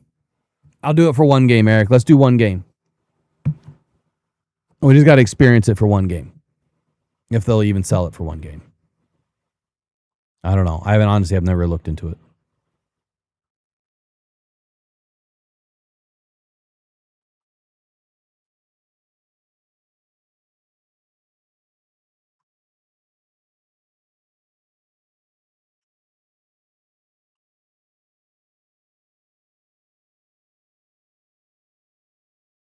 I was noticing Tim Twentyman's shoes when he was walking on I had those same shoes. And they were so wide, I had to return them because you couldn't walk in them. Or they're so tall, you couldn't walk in them. They're not stable. I miss the original Adidas Ultra Boost. Those are the shoes that I miss. Super wide platform, super comfy. They don't make them anymore.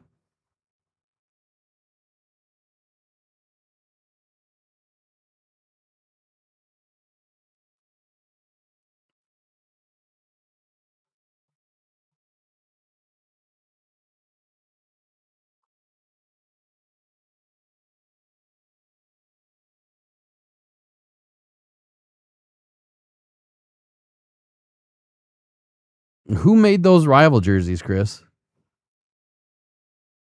Christian just sent me oh, you made it. Yeah, we would never wear red, man. That would be Buffalo Bills colors.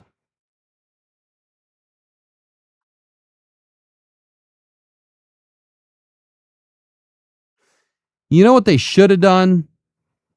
They should have put out the design to everybody in the, like the fans. Like you could submit a design. And if your design got picked, they'd give you 2 tickets to the Super Bowl. And even if they didn't pick any of the designs, the top winner would get 2 tickets to the Super Bowl anyway. That would have been it. That would have been a cool idea for them. Put it out to the community. Anyway, anything else you guys want to chat about tonight? We've gone over everything, man. We got 1 day left, man. 1 day of practice, and we're down to cuts. I guess I can go over my 53 real quick since it's finalized. We'll just finish the last 53 before the final.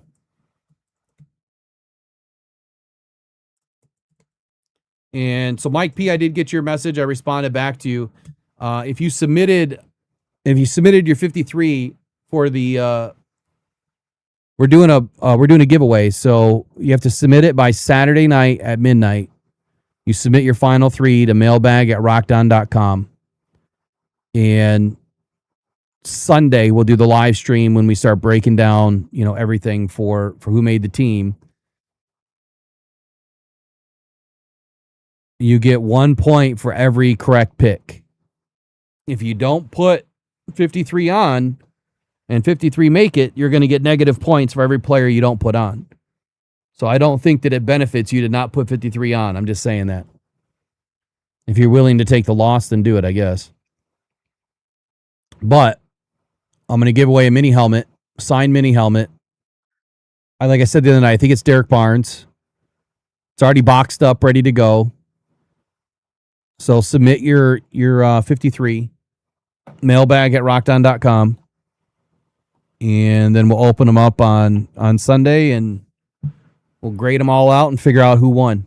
And if we have ties, you're all going to go into a wheel spin. We'll put all your names in a wheel spin. If you want to submit and you don't want to do the giveaway and you just want to have fun, you can do that too. All right.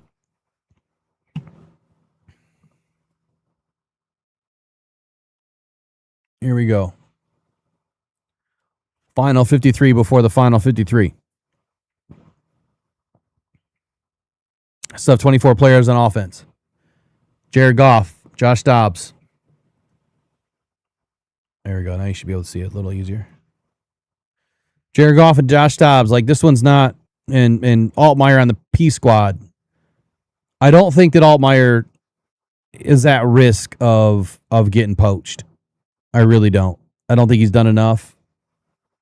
And I don't see any other teams. But there's something that I got to tell y'all. So, I don't know if it was Sunburst or if it was Cruisin'. It was somebody the other day was saying, Will, you got to spill the tea. You got to tell us what you heard. Well, I'm going to tell you what I heard. Okay? Let me read through a couple of these. Behind Goff, the preseason has been far less stable. Rumor has it the Lions are watching the league wide 53-man cuts for an upgrade. Here's the name. Keep an eye on Aiden O'Connell in Las Vegas. My sources tell me that there's legitimate interest here, and if the Raiders keep O'Connell, I believe it's only for one reason and one reason only, and that is to force a trade rather than losing him for nothing. Now, with Mendoza the future and Cousins the bridge, O'Connell is likely out either way. I don't see the Raiders keeping 3. If they do, again, I think it's for them to try to force a trade, or a team gets down and they need a quarterback throughout the season, they'll trade O'Connell. There's so many quarterbacks that are going to be in next year's draft. The Raiders are more than likely going to draft a second quarterback next year. Just in case Mendoza doesn't work out, they already have another one being groomed. That is smart football, and that's exactly what I heard. I won't even go through the reasons why. Like, we already know who these guys are. Running back. I still got 4. I said that Petsy inherits a back that is capable of becoming the centerpiece of both the rushing and the passing game. Right? Jahmyr Gibbs. He's entering 2026 after rushing for 1,223, 5 yards a carry, 77 receptions, 616 yards, and 18 total touchdowns last year.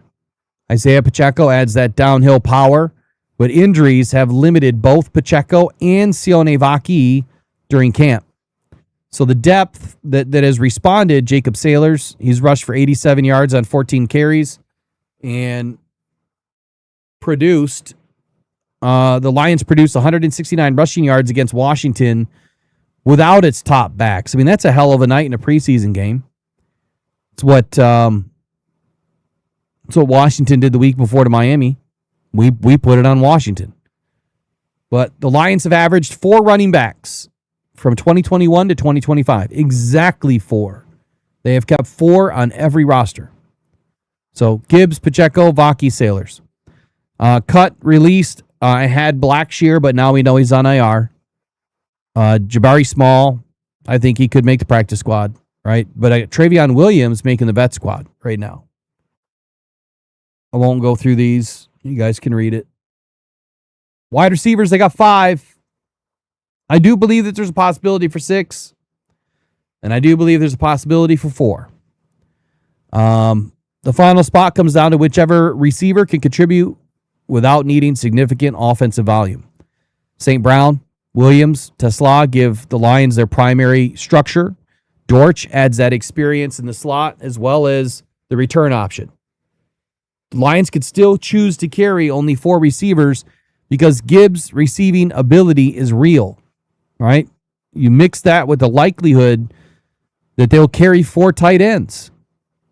However, carrying 5 does produce better protection against injury and gives Petzing more personnel flexibility. The Lions have averaged 5.2 wide receivers on the initial roster. And that average, again, is 21 through 25. Monroe St. Brown, JMO, Tesla, Dortch, Tay Martin. Tay Martin is the one that makes it. Why? Because Cedric Wilson is now on IR. Cut release, Malik Cunningham, Tariq Black. P Squad, Dominic Lovett, Lucky Jackson. Vet Squad, Tom Kennedy.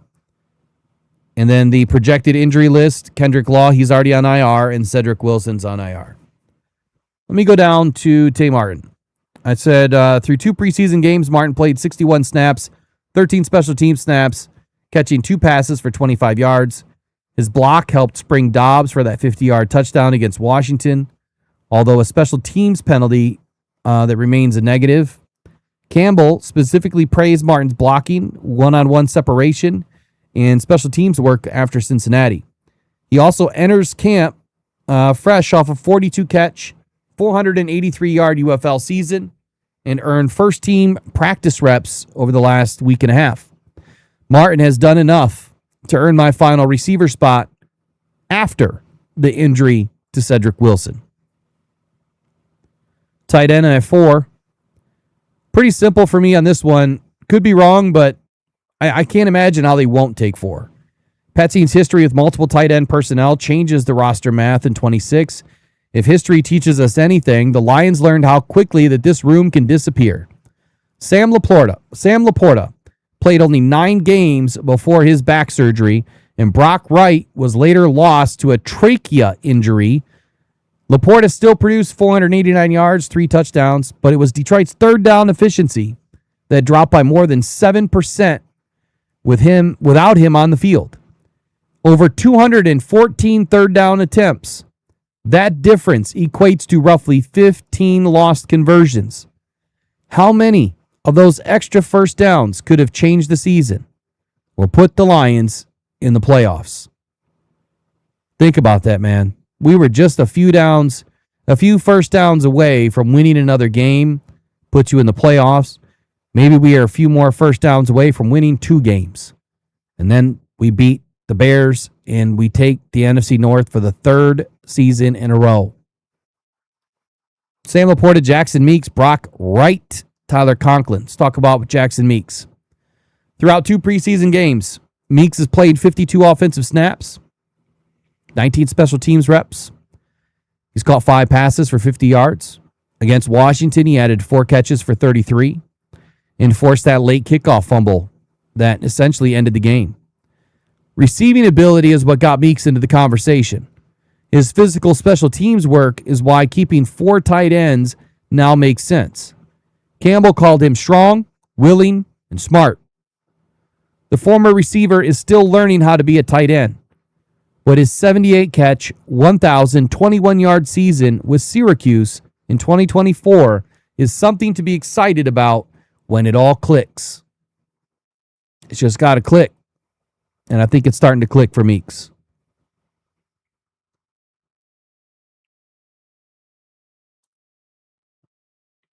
Let's get into the O-line. This remains Detroit's largest offensive concern right now. Probably the biggest concern on the team. even more so than secondary. ESPN Analytics ranked the Lions' 2025 offensive line 31st in pass block win rate at 56% and 20th in run block win rate at 71%, while the Lions' quarterbacks were sacked 39 times. The problems have carried into August. Cade Mays suffered a significant wrist injury. Michael Neese was injured against Washington. And Detroit surrendered 5 sacks in that game. The starting configuration is becoming more clear, but the interior depth remains developmental. My sources have signaled, this was the second piece that y'all wanted to hear. My sources have signaled the Lions are looking outside the organization for upgrades to the interior, meaning that this group of backups could still change before week 1. It's going to be interesting. It's going to come down to the wire, I think. Obviously, the players that are in, you have Penei Sewell at left tackle, Larry Bourne, immediate backup, left tackle, right tackle, Christian Mahogany, left guard, Tate Ratledge, right guard, Mason Miller, guard, Juice Scruggs, center, Seth McLaughlin, center, Blake Miller, right tackle, Miles Frazier, tackle guard. Cuts released, Devin Cochran, Melvin Priestley, Colby Sorsdahl. The assumed roster placements for this room, I have the vet squad, Ben Barch, which I got great news today that he was back on the field. Projected injury list, we have Giovanni Manu at reserve NFI, Cade Mays, IR to return, Michael Neese to be determined. I already forgot the update from today. I don't think there was one.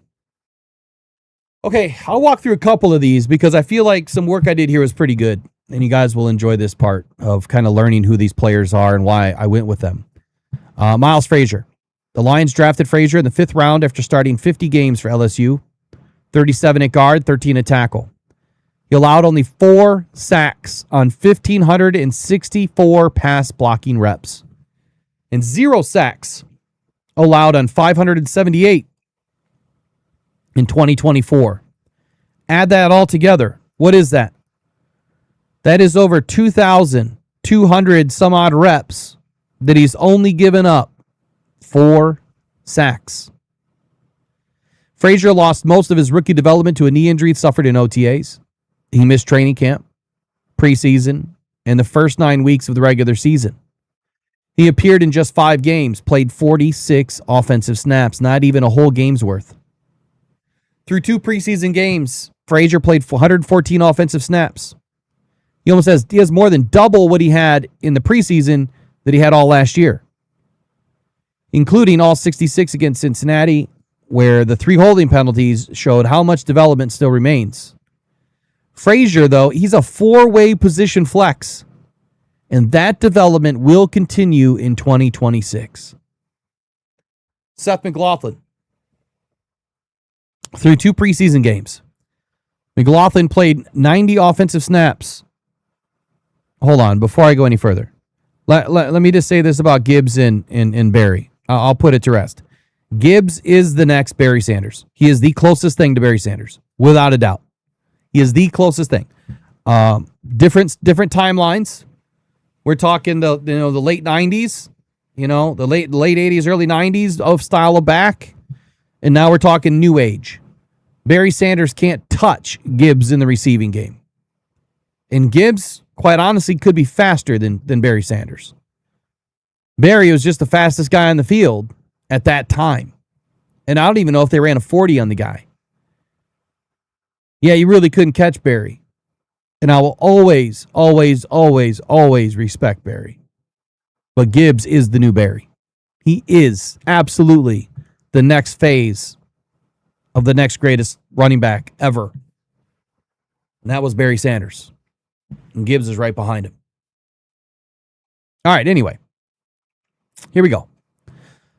Through 2 preseason games on Seth McLaughlin. McLaughlin played 90 offensive snaps and 7 special teams reps, primarily at center. Cincinnati showed his best traits. On 1 rep, he moved back across the formation to help Christian Mahogany finish a block. Really showcased his awareness in pass pro, his quick processing against the movement, the lateral quicks and ability to really identify the late pressure. Washington, however, exposed the other side and the concern that scouts had coming out of Ohio State. Lack of power. Stronger interior rushers knocked him back, created penetration, and forced the pocket to move. McLaughlin committed a false start, was charged with a sack, and was involved in multiple negative run plays. The Lions are strapped for center depth, and McLaughlin is not my first choice. I do have confidence that the ability is there.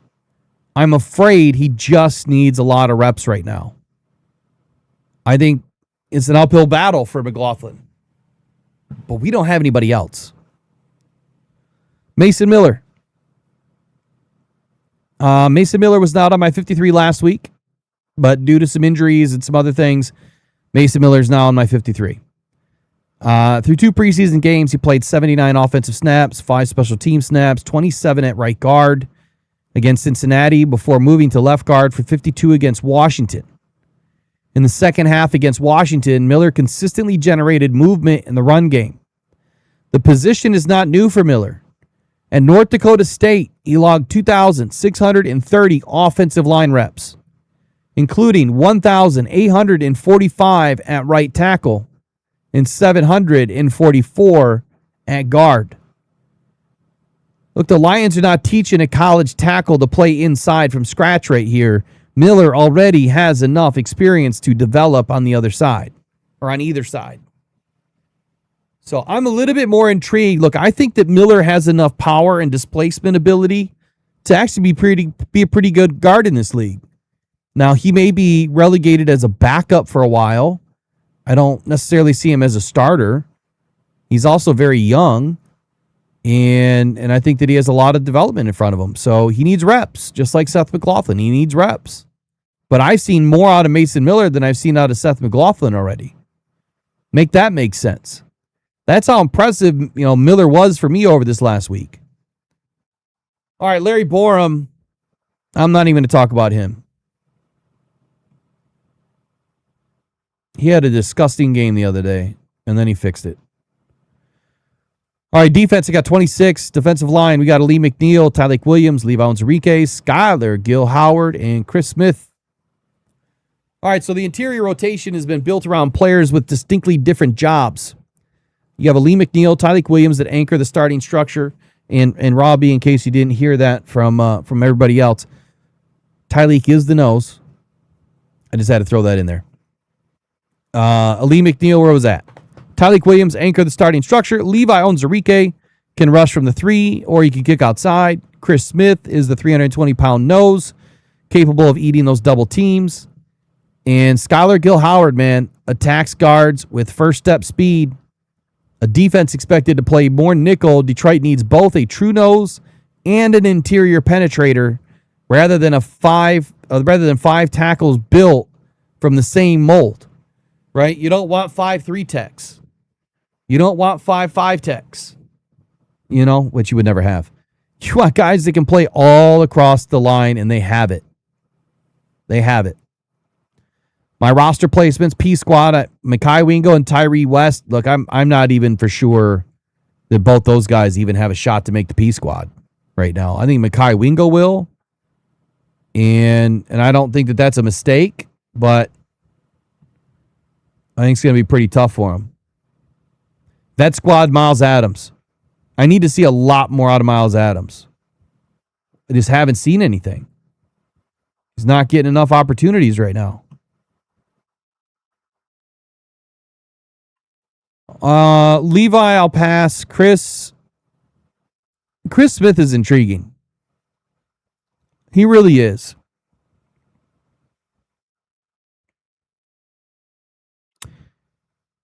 I'll pass on that. Skyler gill-howard. Through 2 preseason games, gill-howard has played 61 defensive snaps and 5 special teams reps. He produced 3 quarterback hits, a tackle for a loss. His first step quickness has been a problem for guards. We've seen it more than a few times now that he wins with very quick hands and very quick feet. He'll attack their edges before they can even square up and repeatedly forces the quarterback off their spot. Against Washington, the film review identified as many as 5 pressure-worthy reps. There may have been more, but I counted at least 5. Grading out with an 80.8 efficiency on defense. Look, he's 6 foot. He's 280 pounds, and you guys have heard the interview. He started at 230 to gain over 50 pounds to play this position in the last couple seasons. He has a very strong lower body build. He has leverage and burst that are ideal for attacking the slower guards, especially from the 3-tech in the nickel. The run defense still needs improvement, and he'll tell you that. I mean, he admitted that the other day in his post-practice media. Edge, I still have 5. Damn. Aiden Hutchinson, DJ Wanham, Derek Moore, Tyler Lacey, Ahmed Hassanin. Really sucks we have a couple of injuries right now, too.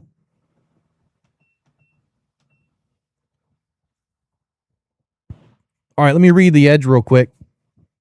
Hutchinson and Wanham provide the starting structure. Moore adds the immediate pass rush upside behind them. Lacey gives Detroit a heavier edge defender who can also reduce inside. And Hassanin has shown enough disruption to earn a very, early opportunity, but rotational role probably at best. This group works because the players are not interchangeable, right? They're all, I'm saying they are interchangeable. That word not shouldn't be there.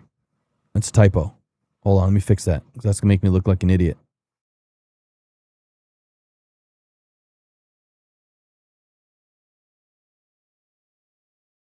What I was supposed to say is they're not stuck, right? They're not just stuck as one position. They are interchangeable.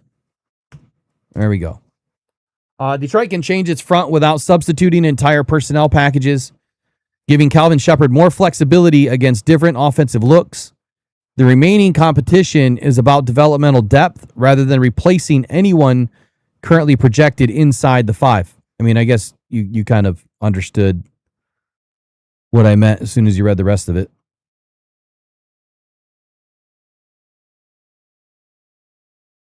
Where was I? There we go.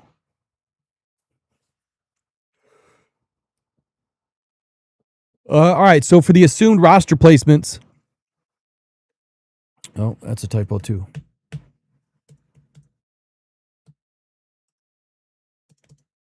P Squad, Eric O'Neal, Anthony Lucas. Projected injury list, Peyton Turner with a settlement. Again, those are just all projected. There's nothing concrete there. Derek Moore. He missed Cincinnati with a groin. He needed only 25 defensive snaps, 4 special teams reps against Washington to really produce 2 tackles, an 11-yard sack, a tackle for a loss, and a quarterback hit. And a forced fumble.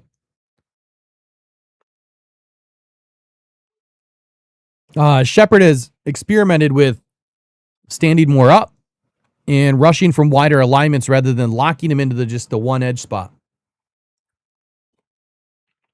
He's a second-round rookie, though, man. He's still learning the NFL. He's still learning the run fits, and it's an area of his game that he really needs to get the most work in. If Moore can provide some explosion and finishing ability behind Aiden and Wanham, then this unit should have a legitimate shot at becoming a top 5 edge rotation this season. You can call it a hot take if you want it, but I'm telling you right now, this is a top 5 unit. This is a top 5 unit. Unit's a funny word. All right, Tyler Lacey will skip. Ahmed Hassanin will skip. Linebackers. I have 6. This is one of the more dependable units in 2025's defense. Jack Campbell finished second in the NFL with 176 tackles and added 5 sacks, while Detroit finished with one of the league's lowest missed tackle totals for the linebacker unit. Alex Anzalone is gone in 26, and Calvin Shepard is preparing to use significantly more nickel personnel. Now, in theory, a nickel-heavy defense reduces the number of snaps available for a third linebacker, or fourth, or fifth, or sixth, right? The final spots in this room must contribute on special teams. Like, that's the no-brainer. And cover multiple linebacker assignments. I wouldn't be surprised if the Lions kept only 5. But with Trevor Nowaski and Malcolm Rodriguez among the better special teams players on the roster, keeping 6 linebackers is easier to justify. Now, again, this was written before the injuries and all that good jazz.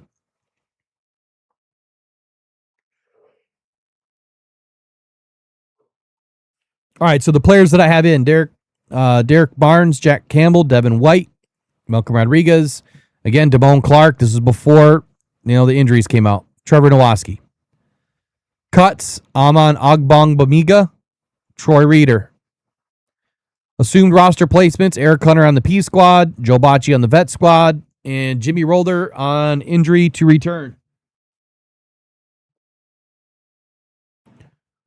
Let me put out the PSA again. This is before any updates.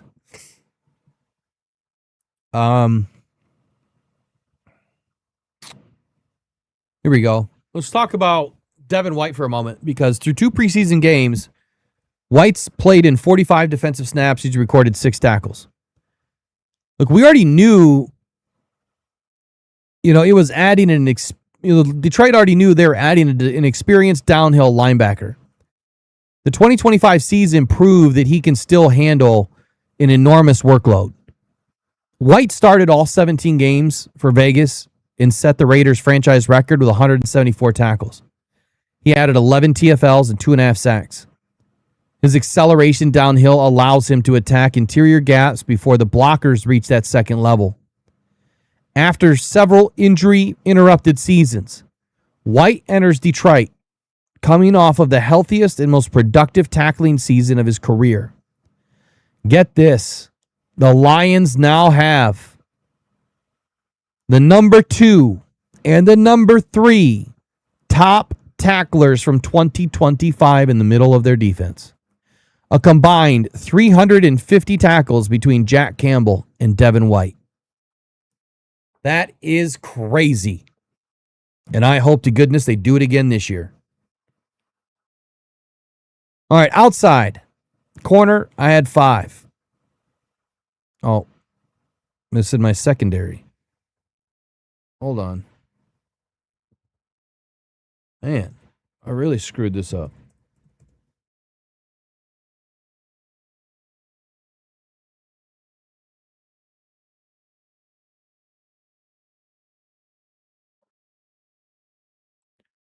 Whatever.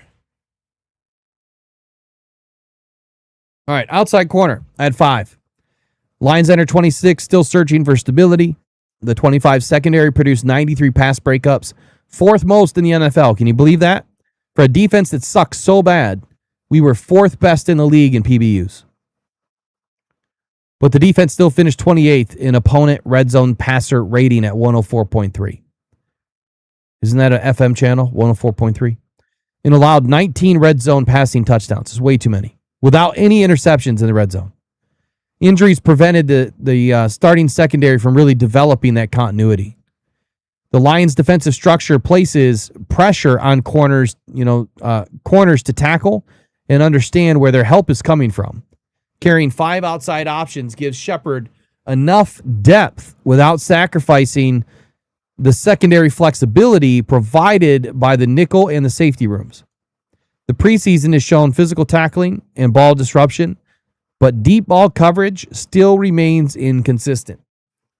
Obviously, their 2 starters are DJ Reed and Rock Yassin.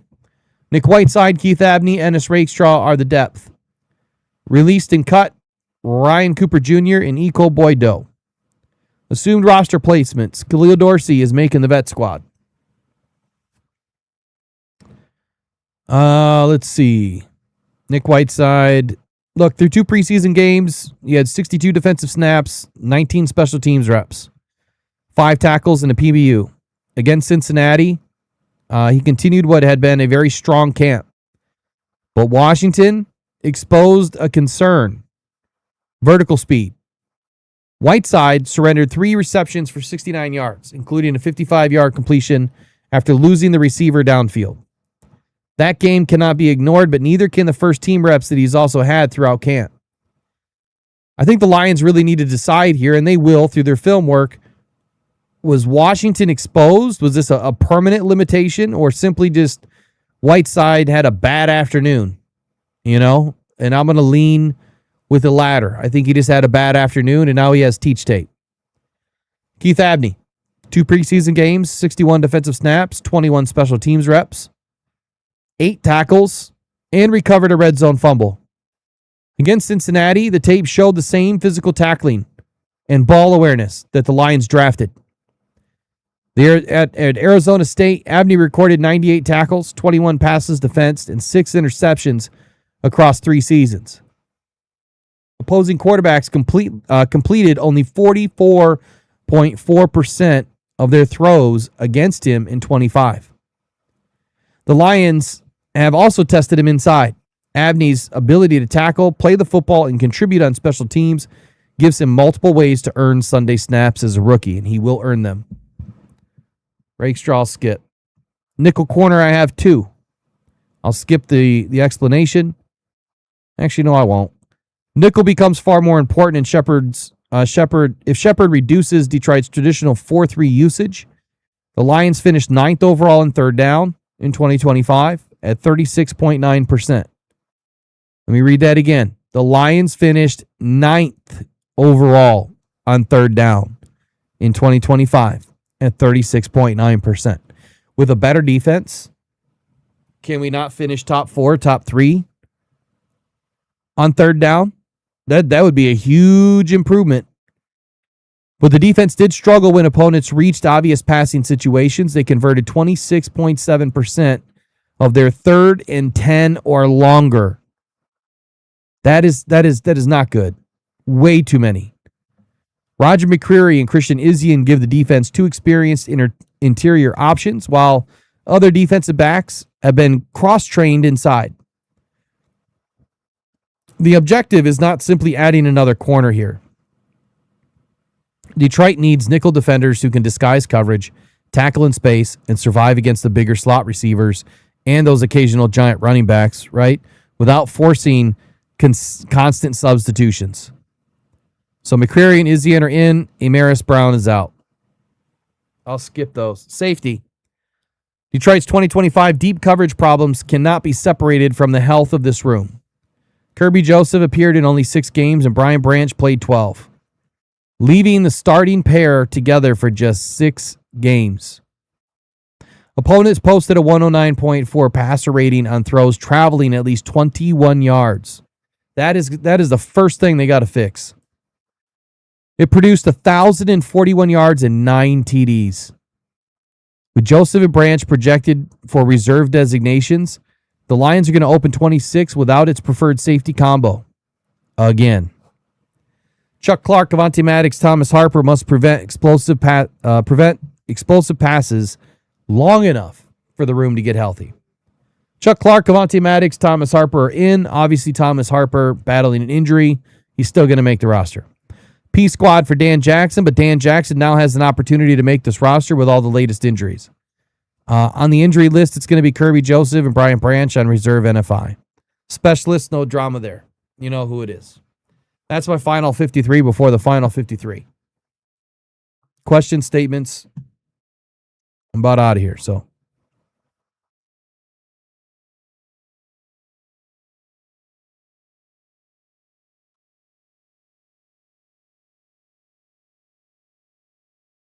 Ooh, that's a good stat out to her.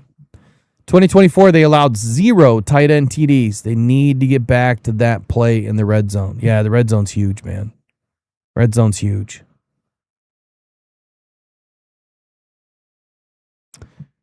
Freaking now, I got a couple of t-shirts that I made or I'm making. This year, I'm going to start giving away t-shirts. I don't know why I haven't in the past. But this year, I'm going to start giving some away. Here, I'll show you one of the logos if I can find it quick enough. Where did I put it? Here we go. Here's one of them. Let me see if I can throw this on the screen.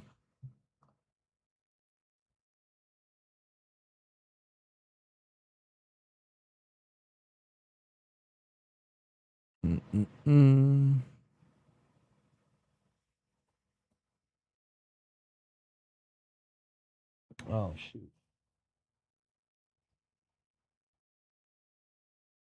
I can't. Man, these things are so small.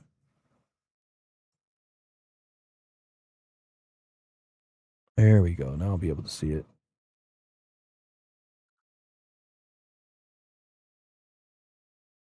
They're nothing crazy, but I thought it would be fun. I'm going to do a few different players and kind of create some cool. I got a real cool one. At least I think it's cool.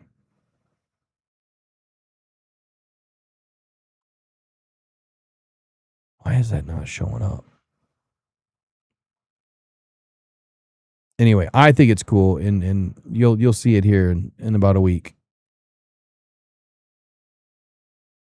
There you go. Freaking now. Trevor Nowaski. It's not a bad looking shirt. I'd rock it. And you can rock it too. When you visit the new store that's going to launch here pretty soon. And I'm not going to be charging an ass load for these shirts either. I know some people charge crazy numbers, but my goal is to make $5. That's it. Just $5 a shirt. That's all I want to make. And then here's another one. I kind of like this one too.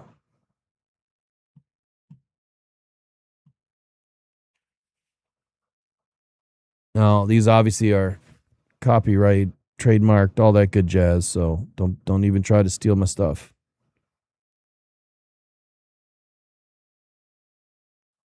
How long do you guys think it takes before someone uses the idea? There you go. I like that one probably the best. Freaking now. I just got to remove the line logo. I like that one the best. I'm going to send one to Dan. I'll send one to Now too, but I don't know what size he wears. I'll probably just have to send a few different sizes. To be honest with you.